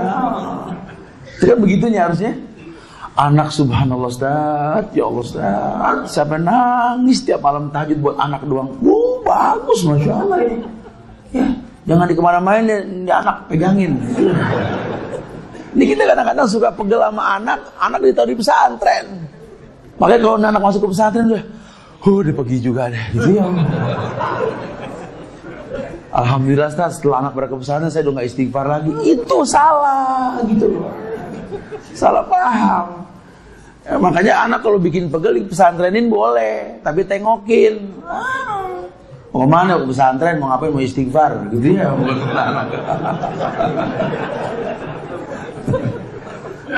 Pertanyaannya, takdir apa bisa berubah dengan adanya doa dan sedekah? Ya iyalah, Nabi yang bilang la yarudul qada ila du'a. Inna ala dzalika Allah yasir. Gampang deh sama Allah udah. Asal ngerti Allah. Bukan cuma minta, paham cinta Allah datang ketika kita menghiasi yang sunnah dengan yang wajib. Itu yang digarisbawahi ya. Mohon nasihatnya Ustaz untuk saya yang telah divonis mempunyai penyakit kronis oleh dokter. La ba'sa tahur insyaallah. Ya hatta antum meninggal, jangankan antum yang sakit, yang sehat juga bakal mati, betul? Dan memang orang Islam masuk surga harus dengan mati dulu. Jangan takut. Anak pengen surga, cuma nggak pengen mati. Naik angkot ke sana ente nggak bisa, gitu ya. Suka begitu tuh orangnya. Misalnya kalau ngomong mati gimana sih Ustaz? Ya Allah, surga demi Allah pengen Ustaz. Cuma nggak pengen mati, susah. Naik Grab ente ke sana nggak bisa. Insya Allah Allah sayang sama antum. Jangan penyakit yang berat, ya shock. Duri yang ente injek aja satu, gugur dosa ente insya Allah ya. Ini kita kajian apa habis johor? Assalamualaikum Ustaz, Ana mau tanya tentang masalah riba. Alhamdulillah Tat, ikut kajian Ana jadi pikiran karena dosa riba Tat. Ana ada perjanjian dengan bank, Ana mau lunasin dengan cara jual rumah. Yang jadi masalah rumah Ana kagak laku-laku Tat. Padahal Ana udah khawatir hatinya. Aku dengar ceritmu dari sini. Karena banyak yang kasus kayak begini ya. Iya akhifillah. Ketika antum sudah menentang rasa yang antum rasa, antum sedang berjihad. Antum bukan antum yang dulu. Kau bukan yang dulu lagi, gitu ya. Yang dulu enjoy dengan riba. Sekarang antum sedih. Sedihnya antum dengan riba itu jihadnya antum. Masalah rumah laku kapan itu urusan Allah bukan urusan antum, betul? Yang penting antum punya niat dulu. Itu sudah awal jihad. Ya, jadi jangan vonis orang yang belum bisa lepas dari ikatan riba, dia orang kafir, entar dulu. Dia orang yang sedang berjihad. Bahkan sampai kalau dia meninggal, Allah akan ukur lebih dekat ke tempat taubat atau ke tempat dia berbuat riba. Taubat, adilul jannah, masukkan dia ke surga. Insyaallah ya. Jadi jangan suka mengepus orang seakan-akan dosa itu membuat dia jadi buruk. Padahal dia sedih ketika melakukannya kan. Bahkan dalam sebuah ayat dikatakan bahwa keluarga Yasir ya, Allah mengatakan bahwa tidak ada dosa buat orang yang dipaksa berbuat dosa. Allahu a'lam. Ustaz, mohon doakan anak agar anak Allah memampukan untuk bisa memberangkatkan kedua orang tua, mertua untuk berhaji. Insya Allah ya Allah, mudahkan orang yang nulis ini ya Allah. Ya insya Allah, dan dimudahkan yang lainnya insya Allah ya. Rasakan betapa nikmatnya menatap dua pemandangan paling indah di dunia, di muka bumi ini. Tataplah Ka'bah dengan doanya Allahumma antas salam. Tataplah wajah orang tua kita, pemandangan paling indah di atas muka bumi ini. Masya Allah. Assalamualaikum Ustaz. Bagaimana mengobati duka lara hati seorang ibu yang anak laki-laki bungsunya lebih sayang kepada istrinya dibanding kepada ibunya? Ya Allah, bertobatlah. Ya. Ini yang saya bilang, ibu kita tuh udah kayak anak kecil. Tingkat cemburunya tinggi banget. Anda gandeng tangan istri Anda di hadapan dia, dia bukan senang. Anda keluar dia menangis sambil melihat tangannya yang keriput. Ya Allah, berapa lama tangan ini gak digandeng sama anak bungsuku ya Allah. Kita pegang pundak istri kita. Orang tua ngeliatin, bukan seneng lihat kita akur. Dia lihat pundaknya di kaca, ya Allah. Ini pundak dulu tempat dia meletakkan dagunya, ya Allah. Pulang sekolah yang dipeluk, ini pundak. Sekarang demi Allah, ya malah pundak orang yang baru dia kenal yang dia gandeng. Sakit hati orang tua. Coba khususkan waktu kita untuk orang tua kita. Berikan dia baju yang bagus, suruh dandan. Kenapa aku harus dandan, nak? Aku pengen jalan sama ibu dengan penampilan yang bagus. Subhanallah. Kalau sudah begitu, Allah jaga kemuliaan hati kita insya Allah. Ya, Masya Allah. Jadi hilangkan sababnya. Karena orang tua kita ini betul-betul hatinya bukan yang orang tua kita bukan orang tua yang 20 tahun yang lalu yang kuat menghadapi masalah. Bukan. Mereka orang yang wallahu alam bisawab, kita nggak tahu lah. Hatinya mulai rapuh. Ya. Saya katakan dengan bahasa yang gampang tadi, ketika kita fokus mengatakan bahwa istri kita itu tulang rusuk yang bengkok, ibu kita pun tulang rusuk yang bengkok. Dia wanita. Jaga hatinya, jangan patahkan dia. Masya Allah. Ya. Ustaz, saya mau bertanya, kuncinya apa sih supaya hati tetap istiqomah, qanaah dan tidak ujub, tidak hubud dunia? Sering duduk di majelis ilmu. Ya, jadilah sahabat-sahabat kita di luar kajian. Kita ini jangan berteman cuma di kajian. Berteman sama guru kalian, sama sahabat kalian di luar kajian. Buktikan bahwa kita berilmu dari kajian. Jangan cuma sebatas kajian. Bertemanlah di luar kajian. Dekat sama orang soleh. Lihatlah indahnya agama di tangan orang soleh. Lihat. Ya, Masya Allah. Masya Allah. Betapa mulia sekali. Assalamualaikum Ustaz, mau tanya suami bagaimana mengajak suami ke majelis taklim? Ya Allah, gimana? Saya nggak tahu ngajaknya gimana. Pakai mobil, pakai motor. Ya aja, ibu bisa mendapatkan dia tuh sesuatu yang dahsyat loh. Masa tinggal ngajak aja nggak bisa. Ibu bisa ajak dia hidup bersama ibu tuh sudah Masya Allah. Masa ngajak dia ke majelis taklim kok nggak bisa? Mungkin kita nggak layak untuk mempertontonkan ke agama yang kita pahami dengan benar. Sebenarnya kalau suami ngelihat ibu jadi bagus karena agama, karena ngaji, dia akan ikut dengan sendirinya. Ini dia malas, mungkin dia ngelihat kok istri saya jadi cerewet ya setelah ngaji, jadi galak ya, jadi dia gak nyaman. Kita ini jadi orang yang berubah ketika sudah paham agama. Padahal Islam ini gak merubah, Islam cuma mewarnai. Mana kamu yang lucu, mana kamu yang asik, mana kamu yang gaul dulu, mana? Setelah agama kamu pelajari, kamu jadi orang yang kaku, orang yang bodoh, orang gak suka. Ya. Ibu kita benci kita, ya kita benci kita. Karena kita bukan kita yang dulu. Dulu kalau ketemu, Assalamualaikum ibu, ayah, Assalamualaikum, gimana kalian, baik? Padahal kita pengen ngerjain dia, baik banget begitu ya. Sekarang enggak, Assalamualaikum ayah, ibu, baik, oke, Assalamualaikum. Nah, ini orang. Ya begitulah orang lebihnya. Ustaz, bagaimana caranya menjelaskan ke keluarga selain dengan akhlak yang baik? Ya, bahwa saya yang berhijab panjang ini masih selalu diidentikan dengan perempuan-perempuan Syiah, padahal saya hanya semata-mata lillah menjalankan syariah yang benar. Ya nggak apa-apa, konsekuensi guroba begitu. Ketika ada sekelompok masyarakat melihat orang perempuan Syiah pakai kerudung hitam gini, ketika kita pakai kerudung hitam dibilang Syiah, ya itulah PR. Kita nggak bisa mencegah orang itu menganggap kita siapa, gitu ya. Walaupun kita nggak seperti yang dianggap. Saya sempat contohkan di beberapa kegiatan. Ya kami lebih sering dibilang Wahabi, ya, orang-orang ekstrim. Karena saya nggak habis pikir gitu loh ya. Dan memang kenyataannya mereka menganggap begitu. Saya orang yang datang ke semua kalangan pasti dibilang Wahabi. Saya bilang, siapa yang Wahabi? Atas Wahabi ente enak aja. Nah, subhan Wahabi dari mana sih? Itu kan kisah nyata sampai Allah yarham Pak Misar Yunus meninggal. Sekarang meninggal Pak Kiai itu ya. Saya turun, saya ceramah sampai turun lagi ke dia, dekat dia, tetap dia. Kalau Wahabi begini mau oke. Wahabinya mah nggak hilang gitu ya. Tapi ya mau bilang apa ya udahlah.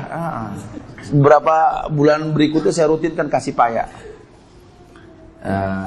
Yang saya suruh tuh akan ada seorang ustadz lulusan IAIN, murid dari Pak Kiai yang akhirnya sering ke rumah ikut kajian. Alhamdulillah. Kelompok Marawis yang nyambut saya tuh pengumrang gitu. Akhirnya ngaji bareng tuh. Alhamdulillah sekarang jadi jamaah kita alhamdulillah ya. Terus suka saya bilang, ini titipnya apa paya buat beliau. Kemarin udah saya bawain juga Ustaz. Dia nanya dari siapa? Saya bilang dari yang Wahabi itu. Gitu. Agak berubah. Masya Allah. Itu sudah PR. Antum jangan kecewa. Itulah Indonesia. Ya mau bilang apa? Jangan jadi berubah. Antum orang sukses yang gak terpancing ke permainan orang. Gitu ya gak apa-apa. Masya Allah ya. Ya Buya Hamka juga dibilang Wahabi jadi pahlawan gitu ya. Ya banyak lah Haji Agus Salim, Muhammad Nasir, orang-orang mulia, Masya Allah dibilang seperti itu. Maafi muskilah itu cuma al-qaul, kila wa qala, perkataan manusia. Bagaimana hukum perempuan safar tanpa mahram meskipun suami ikhlas? Ya nggak berubah hukumnya, tetap haram.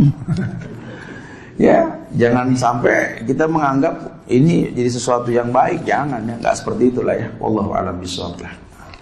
Taib, ya ini saja bisa kita sampaikan pada kali ini ya. Karena ada kegiatan lain mungkin yang kekejar, silakan mau ke gudang peluru. Kita akan bahas tentang ketika ajal tiba, berkaitan dengan kematian dan lain sebagainya, bahasan pada Zuhur ini di Masjid Az-Zahra gudang peluru nanti insyaallah ya.